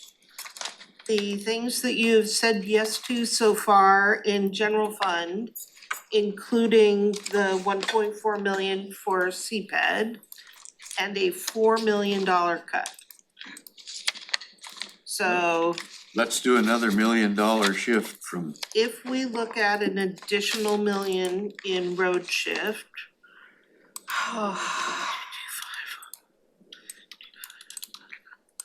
it'll look like this and you've got a little more capacity.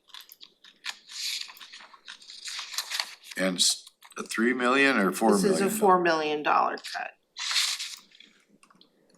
Because we've got to address the ending fund balance in the land use fund. 1.7's too much, but how much is enough? So this doesn't include any of the 1.7. Correct. This includes the ongoing 1.4 that they need. This does not include the one-time 1.7. So whatever we agreed to is gonna further It- erode it's- that, and that's assuming, Correct, that's assuming we've made a $4 million cut that we haven't made. that you have not contemplated yet, correct.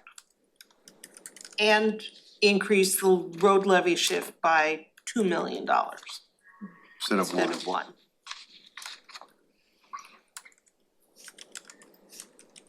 Towards the end, I wanna review the must-do items that we've approved and how we're over Absolutely. $3 million. I mean, Because you've approved more than the must-dos.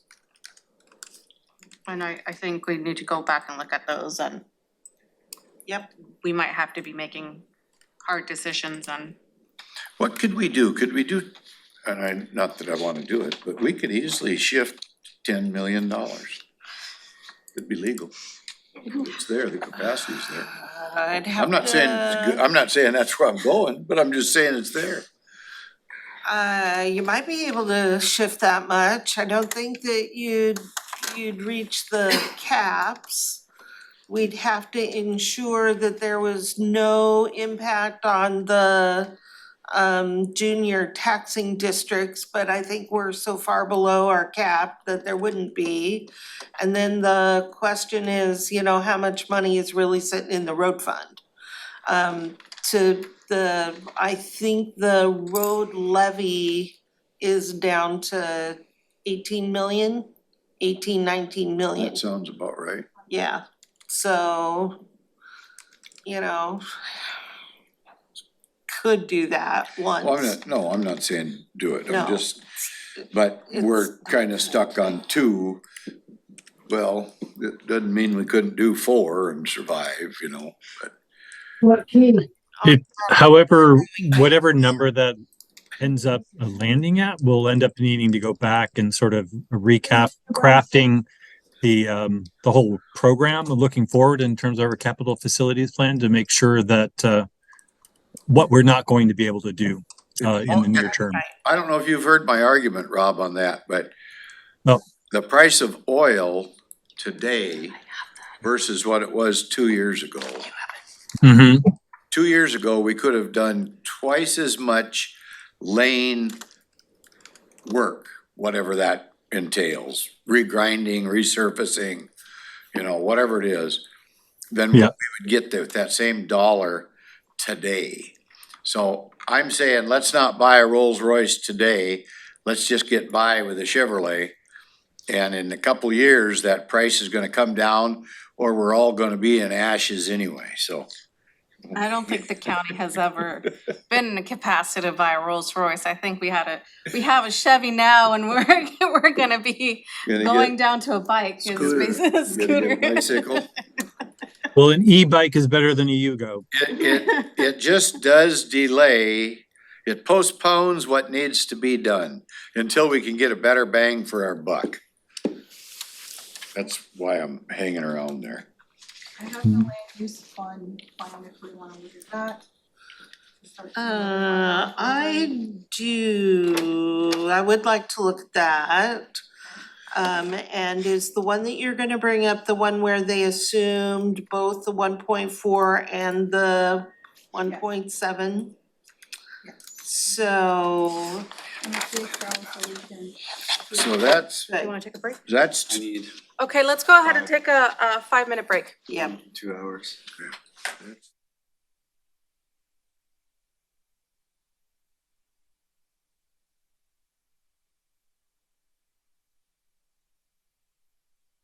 We are back from break and we had left off with number, I lost it, 31. So we were talking about CPED, and I'm gonna share my screen, if that's okay? Okay. This is the financial plan for land use and permitting fund. This is the 1.4 that's ongoing for non-recoverables. This $1.7 million here is what we're discussing in line 31. And so, Robin, I'm gonna let you take it away. That's what gets you to the 6-month ending fund balance. We would at this time, given the state of the budget, like to propose a 3-month ending fund balance. Which drops at the 1.2. It drops the 1.7 to, 1.3. I'm sorry, Oh, what this would drop it down, so 3-month ending fund balance would be $1.3 million. So if I reduce the 1.7, say to 500. 550. 550,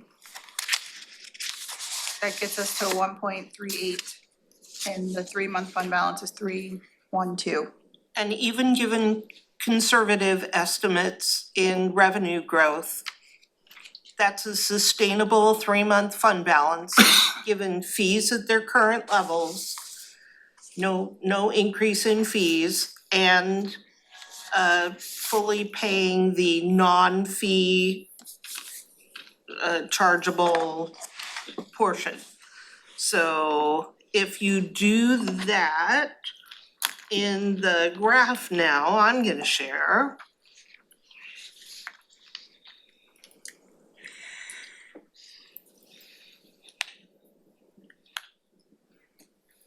Oh, it's 550 instead of 1.7.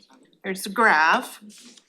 And if I add the 550,000, it's a one-time amount, there's very little change to the graph. I'm in support of the 550. So I've got two commissioner, with, how much shift? 550,000 Instead of the One time. 1.7. plus the ongoing 1.4. What about the road? What about the road shift? Oh, how much is the road shift in this model? It's at the $2 million level. And a $2 million $4 more. million cut. 2 more than what we were already planning. 2 more than what we're doing today. So the total road levy shift will be to 4,250,000 plus 1.5 million in diversion. That's a significant amount coming out of the road fund. And I will also say that Jennifer and her staff worked very hard to do a plan on how they could manage the road program with an increase of $2 million. So we think that while this is not a good thing and you will not be doing all the things we need to on unincorporated roads, that we could make this work.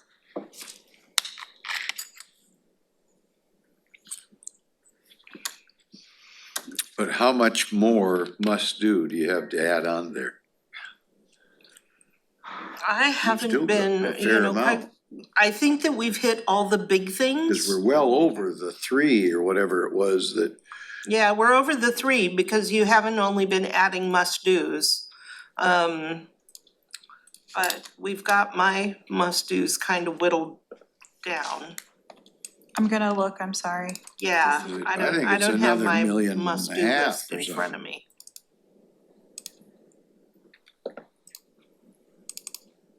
Taking a little bit of time.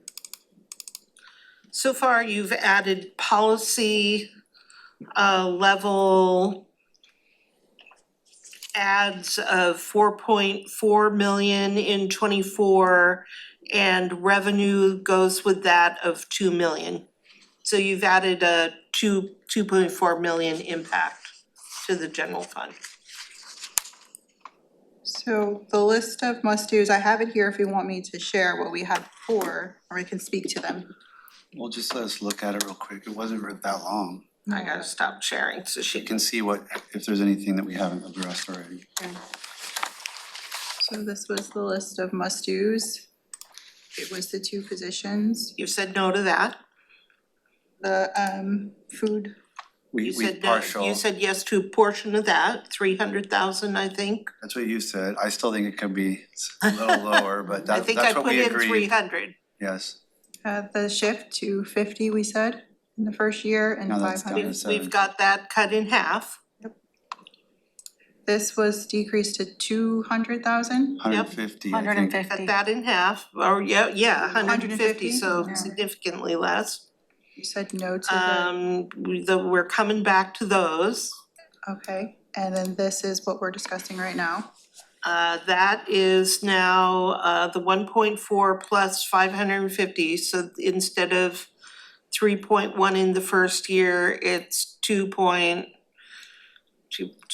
something, 2.2, I think. Yeah, so, And then 1.4 in the out years. We haven't done 13 and 14. No, I don't think we've gotten that far yet. so yeah, we said we would come back for the Lake Management District. We had a follow-up question about that, and we Yeah. haven't done the emergency services. So you've done the big things on my must-do list. But we've added other things and I think that's, Uh-huh. we'll just need to see it tomorrow once we're through with this. Yep. Okay, Okay, so do we wanna take a pause here and pass it to public health? I think that's great. Okay.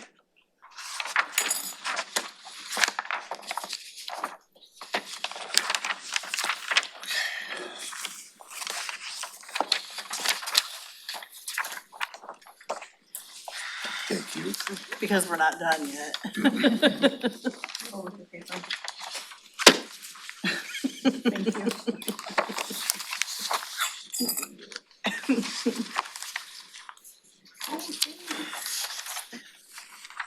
Do we have this to share? Can we start talking about it? And all the other aspects. So David, the Director of Public Health, is here to help speak to the request for the Public Health and Social Services. He has a number of things to discuss. He has worked graciously, him and his staff, to come up with some more way of showing the request that he has presented before you. He has an updated org chart, so we can share that as well. And so, David, I'll just pass it over to you, and if you want to start going through some of your change requests and speaking to the direction of the department. Yeah, I was actually gonna start with asking if there were specific things from the board that you were looking for from last time, but I'm happy to kind of go through a quick run through of our kind of key requests there. Do we need a run through? I mean, we went through this. I don't know if we before. need a run Yeah, through. we don't Then need let's to. get We into, don't really need, let's get into Whatever what, commissioners wanted to ask David, let's do that. yeah, I let's don't, do it. I don't have, for me, it was just on, just seeing the list of, like, I just didn't know where it would fit, so. Yeah, that makes sense. So you've kind of broken it down here, sorry, go ahead. Did you have any general fund above and beyond that we haven't, that's our above and beyond our base budget? Any general fund issues? Oh, like general fund requests that I Yep. was making? Yep. I think that I had one for public health that we switched over to foundational public health, which was the. Yeah, that's what I mean. Besides anything we transferred over, are you hitting general fund at all? I think there's a request in there for the Healthy Lakes as part of that conversation with the LMD's work. That's still on our request technically. So that would be the one Know item what that's gonna be and where it might come from? So anyway, that's the only request I still have in my That budget. wasn't that 600,000 thing or It's something? the 400 maybe. I'm sorry, I was not following. What is He it? was asking if I had any general funds requests, and I was saying the only one that I was aware that that's still in our budget was for the Healthy Lake study. It was a Public Works original request that came over to our side. That's That right, shifted that's to in public. there, and then you had also requested for the clerk of the Yep. Board of Health out of general fund. We've but- adjusted and have a version of this where we use FPHS for that position instead. So Good. the only general funds request we have would be that, It's Healthy Lakes and we haven't even got to that yet. correct, and I can't really speak to the details Yeah, of that. that's the only thing I haven't heard anything about, so I'm not too worried about that Okay, then let's myself. just go But, ahead. my other thing is, what's the total ask? What's your Back to the total FTE ask? list and What are go you through the asking public out health of, and it's entities gonna be out of non-general fund, but what's the total? Let me see if I can pull that really quick. Commissioner Mejia, didn't you wanna see the FTE by group? Yeah, this is, And you had some questions about. And though, my question was like, just seeing like the different epidemiology, education and outreach specialists, those were the ones where I was just like, Because you see, there's like a million What of does- them. yeah, and they what don't does it really mean? clarify. That during your original, but Yeah. we were sort of but it's a forgetting. generic net title or something. I was like, I remember saying like, I remember David explained it and I couldn't spit back And what we- your and explanation if you- was So as he to why all has those it. people are And we called can go through it education really and quick if you outreach. want to, I don't mind. no, he has it here, it's already laid out in this sheet. What's that dollar amount? I think that we were looking at. Oh, I see the title versus. And maybe somebody else knows the dollar amount. So So this is all what of I his needed. requests, Yeah, what's his dollar amount? I'll pull that up. on the- Yeah, I think so. Here, we're gonna have it here in just a second. So, It's just a- yeah, So we were trying to do a couple things, which was either pull up this sheet that David has provided so that you guys can go through the Yeah, I know. FTE, Yeah. or to But I'm look just- at the financial plans I'm because just these wondering line up about- with that. I The org wondered charts. what the total request is. I thought maybe you'd just be able to say Yeah, It's, it's a little messy between it's 24 and $7,227.35. It takes just a little no bit pennies in of budget, time. no pennies. We just needed this reference with the job titles, That makes so sense, okay, this helped a lot. okay, yeah, Yeah. no. Yeah. So I just gotta look it up, it's not an easy pull the way the reports are separated, so I gotta pull up the lines and give you that total request just for his Okay, well then department. let me word it a little different. Okay, Do you have revenue to cover everything you're asking for? Yeah, we do. We don't need any additional And- general. If we give you everything you're asking for, you're not gonna send any money back to the state. No, with the caveat, and I think Commissioner Mejia brought this up, the caveat will be about timing. So because of the timing of when we wanna hire folks, Yeah. some of the FPHS funding will be cutting it close on when we actually hire the positions. Sure, but I So- mean, you might not get a position hired or something. You Correct, just don't know. that is the only thing I'm concerned, I say Okay, concerned well then, about. I think I ought to go home. You're stuck with us. One of the, So the next question though, is there are a number of items that the board would like to build to foundational public health, and can you make capacity for those? Yeah, that was what I assumed the question was gonna ultimately be about, would be outside of my that's request, yeah. where we're going. So I guess I have questions for the board, which is sort of, if you can tell me what it is you're looking to do, it'll help me sort of know if it fits within what we're trying to do. Where's We it have a, in HR?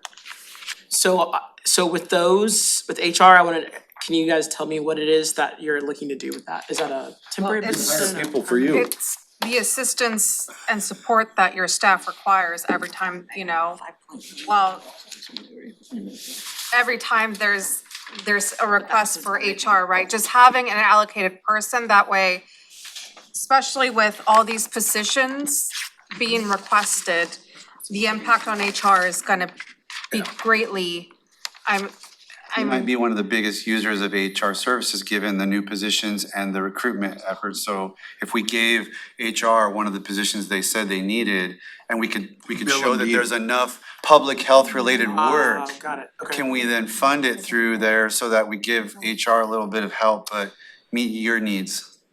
That one's tricky. When I look at sort of what I have remaining in terms of funding to go towards things, we do have the funding for that DEI coordinator swap. It's a pretty straightforward one. I wanna talk with you about that, but in terms of the funding, we have the funding. I think there was a conversation about supporting the fiscal staff. And there is, again, there's a line of funding in our FPHS budget that relates to fiscal capacity that I think, again, we have to work the details out, but we can make it work. With the HR one, it's a little messier, cause there's not like an easy bucket for that to fit in, if that makes sense. So then we're pulling into, this is way above my pay grade, Robin, but then we're pulling into sort of indirect conversations about how to fund that part. I will say it makes sense about sort of extra support from the HR perspective. I know that our county HR sort of needs more positions. I think I think with our requests we're making and the hires we've made over the past year, I feel pretty confident that we can take on most of the hard work that goes into the process of getting someone on board. But of course, there's gonna be an impact to HR no matter what. So I wanna acknowledge that. But I wanna say on our end, I think with the positions that we've hired this year and then the positions that we're looking for, I think we're asking for an office assistant, for example, in this budget. I feel like we could sort of take on most of this work where HR isn't having to do the legwork for this. That's kind of where our side was. I would respectfully say that the amount of work in your department, especially given the number of new FTEs that the board's contemplating here, could justify a position in HR that is dedicated solely to public health. And perhaps you and I can work together to figure out a way to fund that. Yeah, I'm not saying no by any Okay. means to this. I'm more the one trying to figure out what We can the, figure out a path. yes. Okay, well, I wanna carry this question one step farther though. Okay, so you say yes, cause you work for us and we want you to say yes. Is that how that works? Okay, great. No one told me this So beforehand. say if you say yes, then, and maybe you didn't have quite enough capacity there to say yes. Okay, what would you cut? You got that in your head about what you would maybe cut so that you could help HR? I'm just using that as one example. Mm-hmm. So that's where I'm coming from. When I look at where we've got the most amount of funding, to be honest with you, like the simplest shift, it's actually the DEI position. I mean, to be blunt, the biggest kind of unallocated amount of money we have, like kind of one single item, it's that position we've held vacant for several years. Well, and we would use that too. Yeah, well, and I get We've that. already got a but I meant plan to- for but that. if I was in a vacuum, not knowing the other plan for that, I would say that would have been my first reaction would be, okay, well, we've got this position we haven't been able to fill, but for reasons, right? Right. That was my first reaction. Most of the things that we've got in this new budget are tied categorically to things so that there's not an HR line in here. There's a way for us to sort of, I think, look at some indirect funding and capacity building. There's ways for us to look at that. I just would wanna, it's more technical in the back end. Yeah, So good. my I'm done. question is, what if you said that there really isn't a neat fit for the HR, but you've got administrative support that is gonna do HR stuff, you said, on your end, so why does that not fit? So if we go through our It's Our budget- indirect within the it's- department. sorry, thank you.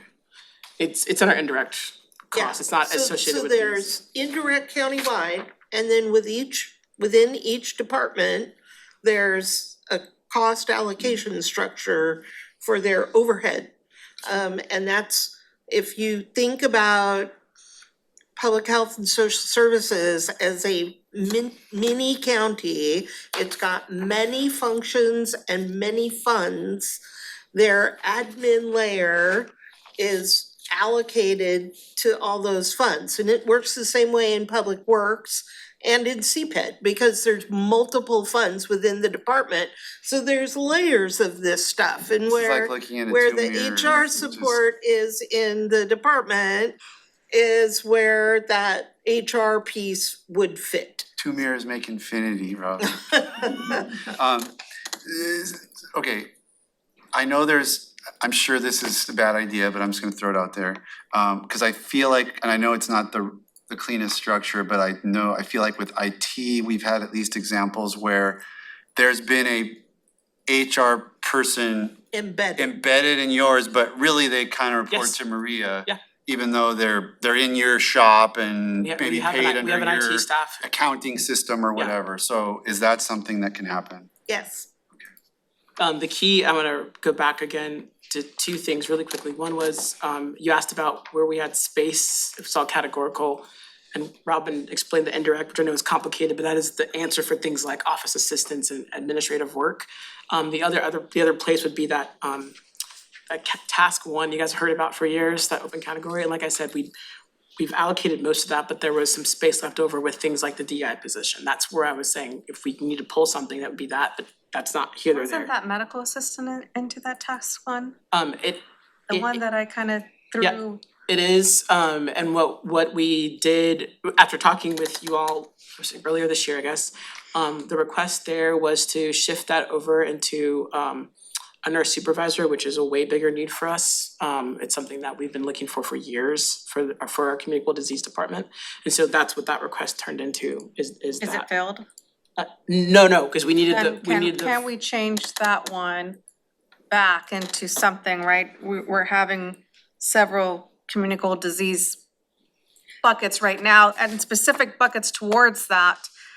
And I rather fund that position with the bucket that we have available now than, you know. So that money was, so when we look at our new funding for this, we were accounting for the fact that that was already sort of in the budget, right? So we've got our communicable disease funding, like it is, like we've spent it. Like if you look at the bottom line for that number for communicable disease, like we have spent the dollars for that. So there's not room to pull back out for that supervisor position. The thing that I wanted to highlight, I think this is probably a good moment to talk about this a little bit, is so I'm a former budget analyst in my past life, so I have a lot of appreciation for trying to figure out, okay, how do you maximize other fund sources beyond the general fund, whether it's state or county? For me, what the trick is with FPHS is that it has to be tied specifically back to public health very directly. And so one of the things that as we're making decisions about how to move funding, like I said, for the 3 requests you guys are making, 2 of those are pretty straightforward, the fiscal and the DEI.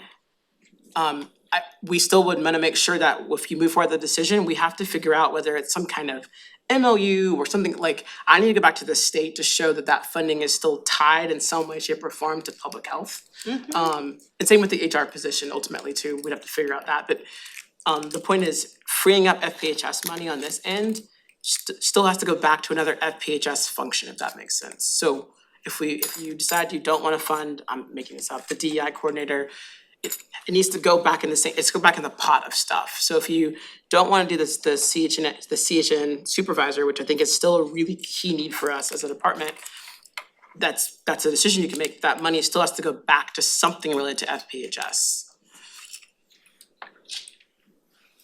So it's a circle, it's a just where do you wanna do that? I mean, I think that's kind of the thing, and so I think the requests that you're making are reasonable if we can get to the point where we just identify like a clear connection between public health services and those asks. That's really the The key for county, me. I mean, does it help that the county declared racism a public health crisis?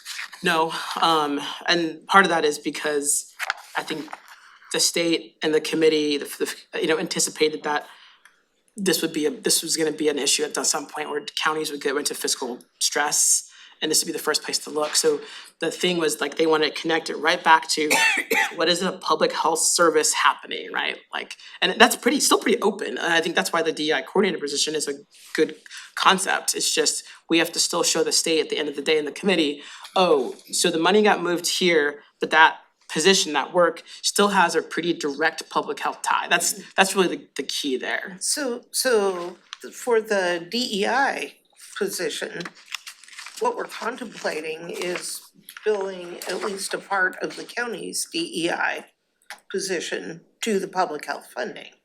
So it's still DEI countywide, which is equity is a foundation of public health. I think the key there would be, and again, this is getting a little bit in the weeds, and I apologize for that.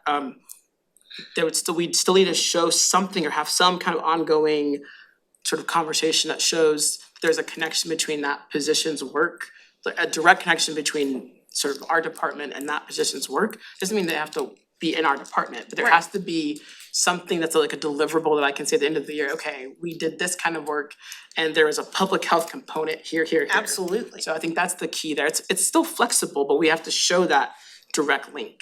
Right. We couldn't pull off something like Right. that position doing work for Public Works and then tying that back to, like, I have to show at some level there's these direct connections. So, Right. which I know you understand Of that. course.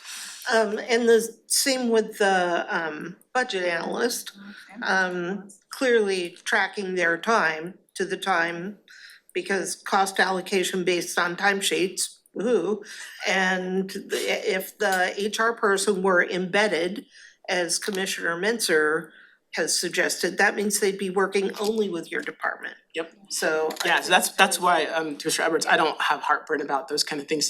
It's about, I have to have a kind of a straight face test. Right. Can I show that like our department as the sort of the giver of services Absolutely is agree. actually being able to do some tasking and work, that's the key there. We need that to pass audits Yep. to, from either the department or the state auditor. Yep, so like I said, the devil's in the details, but I think at a high level, I think it makes sense, it's something we can do. We just have to make sure that those details are kind of laid out for the state, I can show I have that connection, but I think it makes sense to me.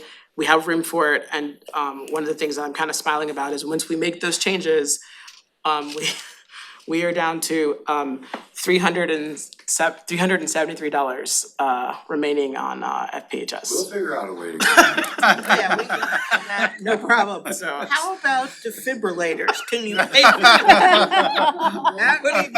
It's only 60,000 or something. We got it. I was trying to track all the times you mentioned FPHS and I had to stop after a while. I was like, never mind, I can't track all these. No. Today it came up with defibrillators. Yeah, Yeah, that no, I cried a little bit inside, but What But I- about, yeah, go ahead. what about non-FPHS funding sources? Because we've been talking about FPHS Specific. yes, but what about other revenue sources that go into Fund 1500? Sure, are you asking sort of what are we looking at going forward or what kind of revenue is? I mean, the conversation has been FPHS able to cover these things, but Yes. what about some of your other Yeah, so. revenue sources? Yeah, so the things that we're asking for, I use FPHS as kind of our fund of last resort. So we use our federal funds first, right, to go through where we've got needs. And then I go to what's available from the state, if that makes sense. And then we look at the county as kind of our genuine last resort is do we need county general funds? So we've got some federal funding that's going to support that communicable disease team, that's how they're functioning. There's some federal funding supporting some of the nurse work right there, a significant amount of that. That is what it is, there's not a lot of wiggle room there. Those are specifically for CD, specifically for nurses, and we're using those funds. I think for a future conversation, I think it's, I've had a good conversation with, I think it's Crystal from Strategies 360 about looking at sort of other federal funds down the line, and if there's ways for the county to sort of be more proactive about looking for other federal funds. But we kind of use the where you're looking at funding like, the SAMHSA funding for behavioral health, we have some of that. We've got Medicaid for some of the pieces. We've got communicable disease funding. We've kind of have, those are kind of the main ones we're looking at, and we've allocated those and we're using those going forward. When we get increases, we try to reflect those in the budget and add those there, but FHS is covering the gaps that we've got outside of federal funding. So that's kind of where we are. So I would suggest though, for the budget analyst that we're talking about, they wouldn't necessarily need to be 100% foundational public health. They could be spread, much like your own financial people, a little bit to housing, a little bit to TST, a little And they bit would charge, you know, Mm-hmm, yep, and the same with the HR person. got it. Cause Karen and I had questions about, are these positions that are embedded, are they living outside, are they temporary? And I think those are the kind of, which it matters to us because we're thinking about where the funding is coming from. Sure. So if it's like one-time funding, that's different than whether it's Yeah, something that's We're not ongoing. talking one time. Okay, that's what we need to know, okay. That makes sense. Okay, let's It's get, the support your department needs. Yeah, I'm not sad about this, so I just wanna make sure I knew kind of what the plan was for those, so. let's go ahead, let's go ahead and get started. Yeah. I'm done. I got it figured out now. So we could look either at the org chart and you can approve the org chart, which lines up with the request on these sheets that they presented, or if you find it, yeah, I think it might be helpful to see the org, the whole organizational look, No, and then. I'm gonna put a plug in before we get going here. We pay him a lot of money to make these decisions and get them right. And I trust him to get them right, so. I appreciate that. It's pretty basic, pretty simple, as far as I'm concerned on this Okay, field. administrative services is the first one. Do the org chart? Yes, Yep. it is. Okay. Thumbs up. Okay. Fiscal funding, I don't see anything. Yep, nope, there's nothing new there. Community wellness.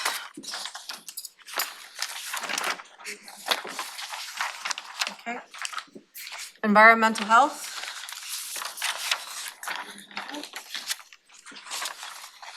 Okay, next is disease control and prevention. There's nothing on social services, nothing on housing and homeless prevention. I thought there were two on housing. Yep, it's miscoded, so there's two. There's two for housing and homeless prevention. Yeah, I was like, I remember there Yep, was two. there's a rent specialist, and then we were boosting someone from a half to a full-time. Okay. And where is the In administrative services, that's where it's in the budget. okay? That was approved. So you're saying yes to, it's not the clerk, the way we have a clerk of the BoCC, but rather It's a a program program manager. manager. Yeah, that's fine. All right, there's Okay, public great. health. Great, thank you. Thank you guys. Thank you very much, David. Thank you. Good job. Okay, finally get rid of all those. Okay. Now, why can't we do them all like that? It's because there's no money. There's no money. We don't have any I was money. like, wow. It's pretty simple, pretty simple, no money. Okay. So I believe we're on page 14. Page 13, we approved already, with the change being 550.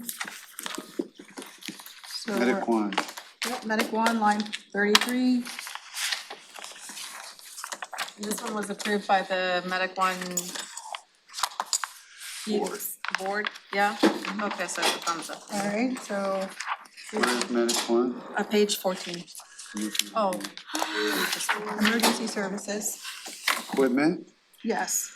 So in 20, Oh, yeah, I couldn't mark any of these because I was in my car listening to this. So I guess I'm all great. The 3 3, yes. Okay, line 34, this is Medic 1. This is for staffing of the 8th unit in 2025 for 1.7 million. Thumbs up, okay. Line 35, so this is the reallocation of the director's salary to the general fund. This is something that we have as marked as a must-do, that must happen. This is where his time is being billed, so. We have no choice. Yeah. Right. This is one of those one fund bank. Thumbs up. Thank you. And that's just a projection, so stuff. Extra money coming in. Okay, so then now we're on page 17.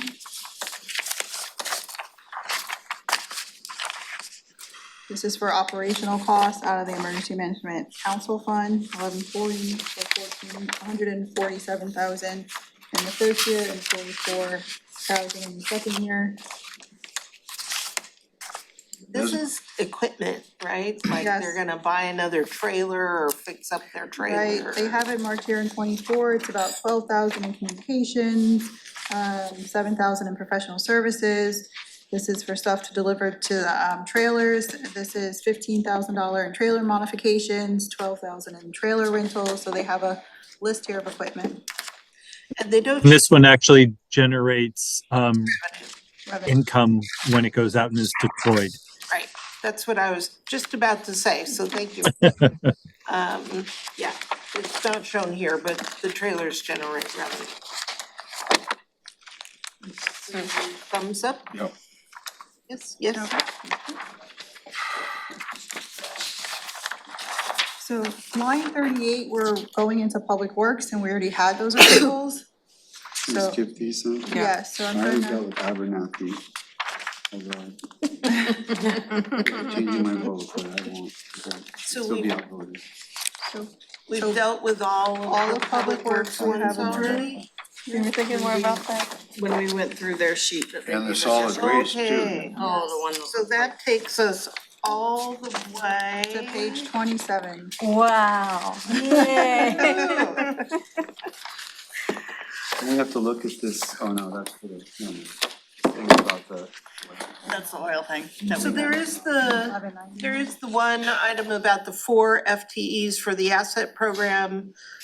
Jennifer has sent an explanation of why she needs them all. There's sufficient funding for all of them.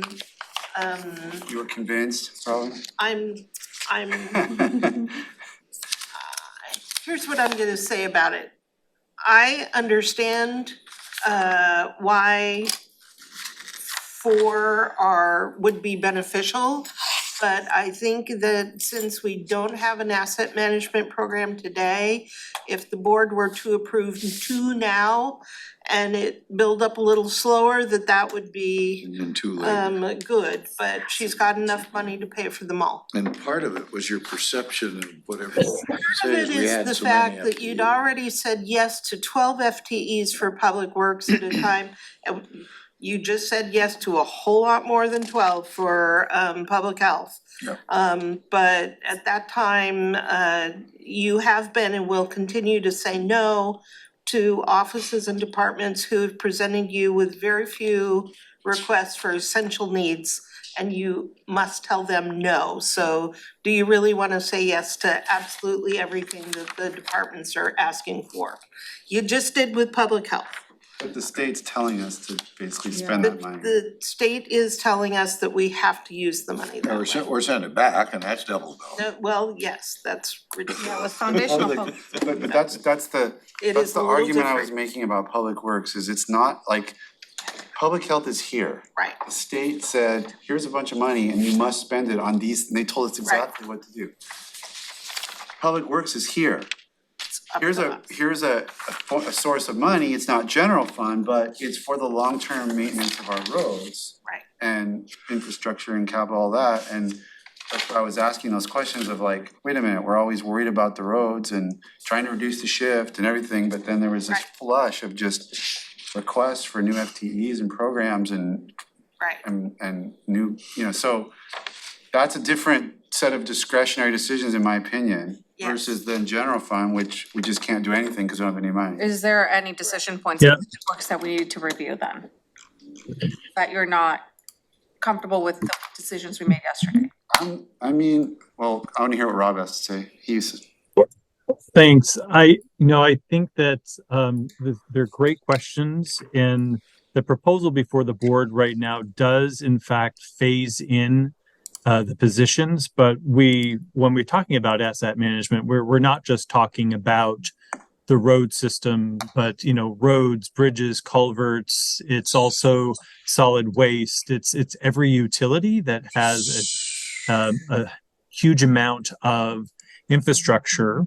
But I also would liken it to really a continuum. The asset management piece is really on that front end, not only with the current, but the future assets that we need to make sure we know the full life cycle costs on and when we're going to have to be able to pull the trigger on it. And asset management bleeds into some of that pre-analysis that's done about different solutions that goes into the preliminary engineering and then ultimately construction. So in many ways, it is foundational to being able to be proactive and make sure that we are managing those assets the best we can.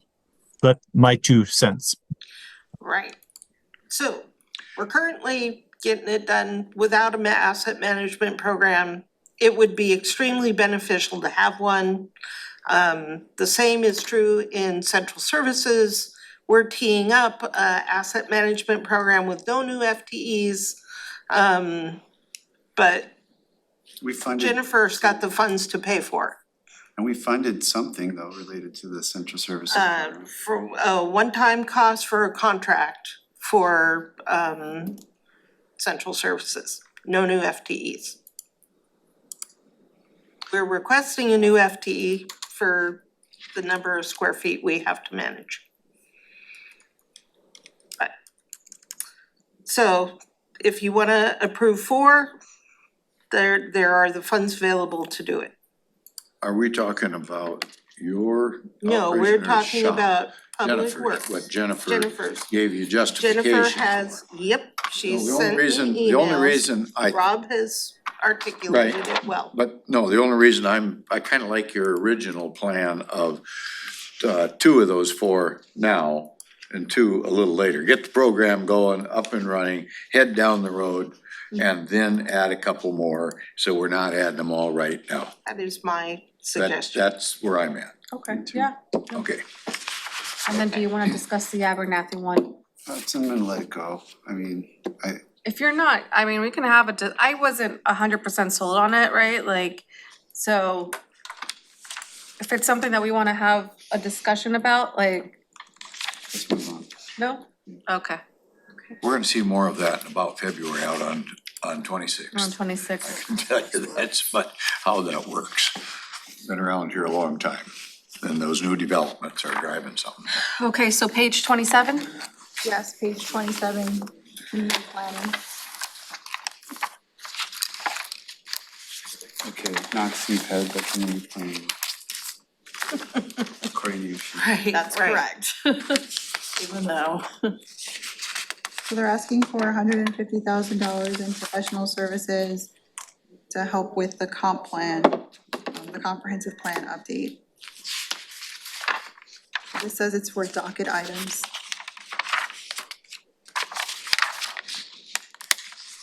Didn't we already rule on this? We already said no to this. Yeah.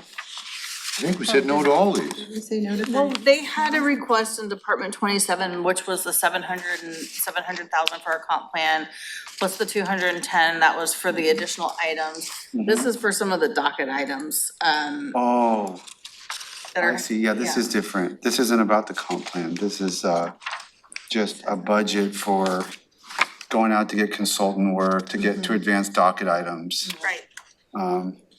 And what's the current base budget? I mean, we did budget for this, so this is an add-on to what's already, I would need to check what that base budget is.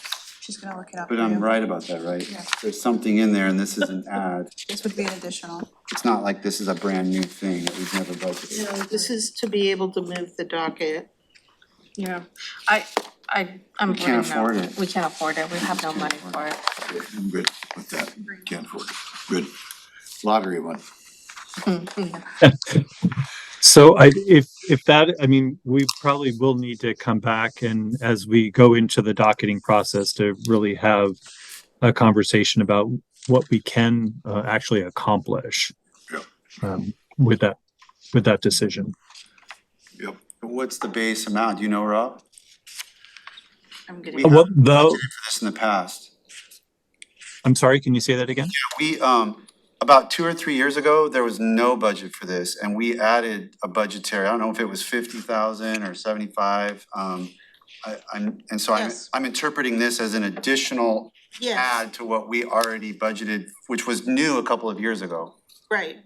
Jennifer's pulling. I'm getting there. So it's not like this decision puts them at zero. This decision puts them at whatever they were at last year, which was obviously inadequate, but I just wanna clarify that it doesn't put them to zero for this. Their base was $75,000. Right. For docket items. That sounds right. That's what we added a few years ago. Mhm. Oh, that's advertising, that's something different. $75,000 for docket items. And this is one of those ones where, like I've said before, every applicant that I've ever talked to, so, and again, I don't wanna open this can of worms, cause it's a large conversation.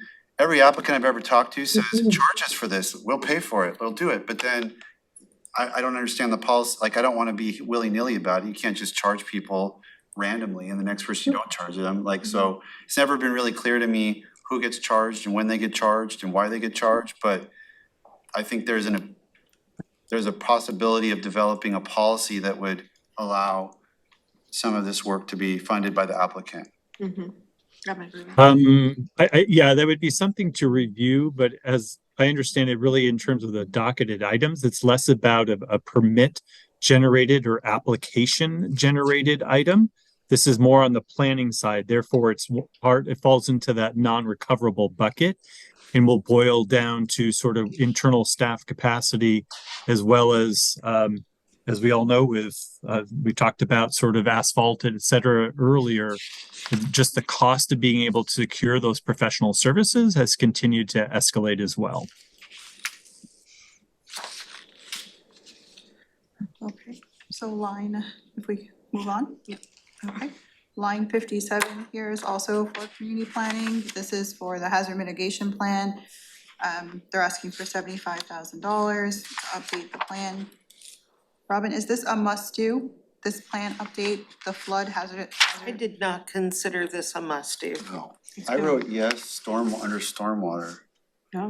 Yeah, I don't know why we couldn't pay for it out of the stormwater fund. Well, it says general fund right now. Does say It general does. fund. But my note to myself was, there must have been some discussion of, or at least I thought of it, or somebody mentioned it, that it might be able to come out of stormwater. Yeah, it's from the flood insurance program. Well, if it's under stormwater, I'm willing to consider it. If not, if it's from general fund, it's a no for me. Okay, all right. It could compromise our ability to participate in the National Flood Insurance Program, which would impact individuals and their insurance rates as they do projects or, try to pull permits. So it's something just to be aware of. That is true, but lean on the stormwater fund. Yes. Yeah. I think we should explore that first, yeah. So the last item on there is for IT, and this was pulled by Sherry because this is actually already included in the rates, so it doesn't need to have a separate line here. Okay.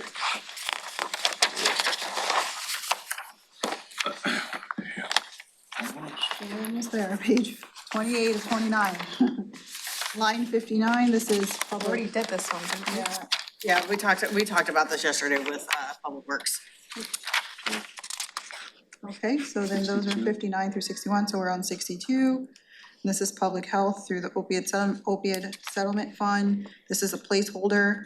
So what's the name? Where are we now? 62, 62. 62. Oh, On page jumped way 28. ahead. those are all related, Yeah. Okay. Mary did them. There's 3 thumbs up. And then 63. 63. Yeah. What? This is through PHSS fund, public health and social services 1,500, they're asking for $750,000 for developmental disabilities request for community project grants. This is through BHSO, is that correct? Is this in part of David's presentation? Is it? This is something that they had asked for that's community grants, and this is the funding that they get from property tax for developmental disability, and this is what they wanna spend some of their money on. And so was Corinne able to segregate the from 1,500 to show how much is only for DD services? We still haven't seen that. I'd have to look through because I know I got information when the request to increase the millage came through to see if they had the availability for it. So I have something for her related to this, but I don't know if it's the whole amount that's related to, So their share of the property tax is of course going up because assessed value increased, but not by much. some of this is fund balance. Some of this is what? Some of this is their fund balance from, Balance. related to property tax. I do have that from Corinne, but I'd have to dig through my emails to find it.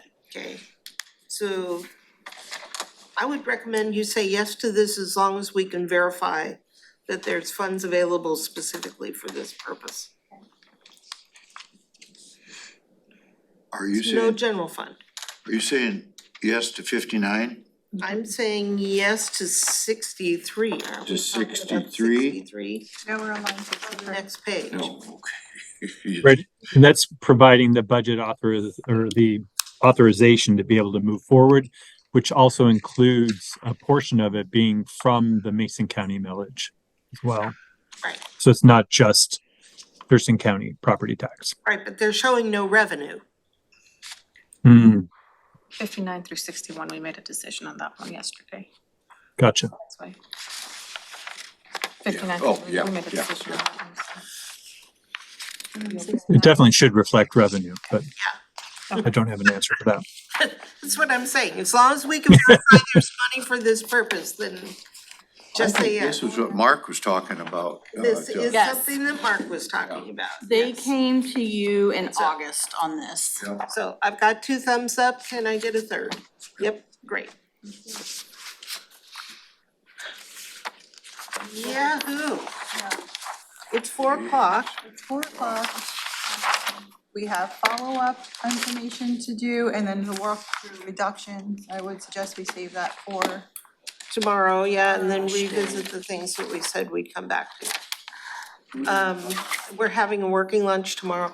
I'm sorry, what? Will we get through so we're gonna get to the point of talking about how to approach the, The reductions, Yeah. yes, that's tomorrow. okay.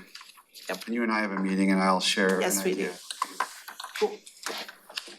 All right, thank you. thank you. Any reason we can't leave this stuff here? I think We're in the that morning. they're,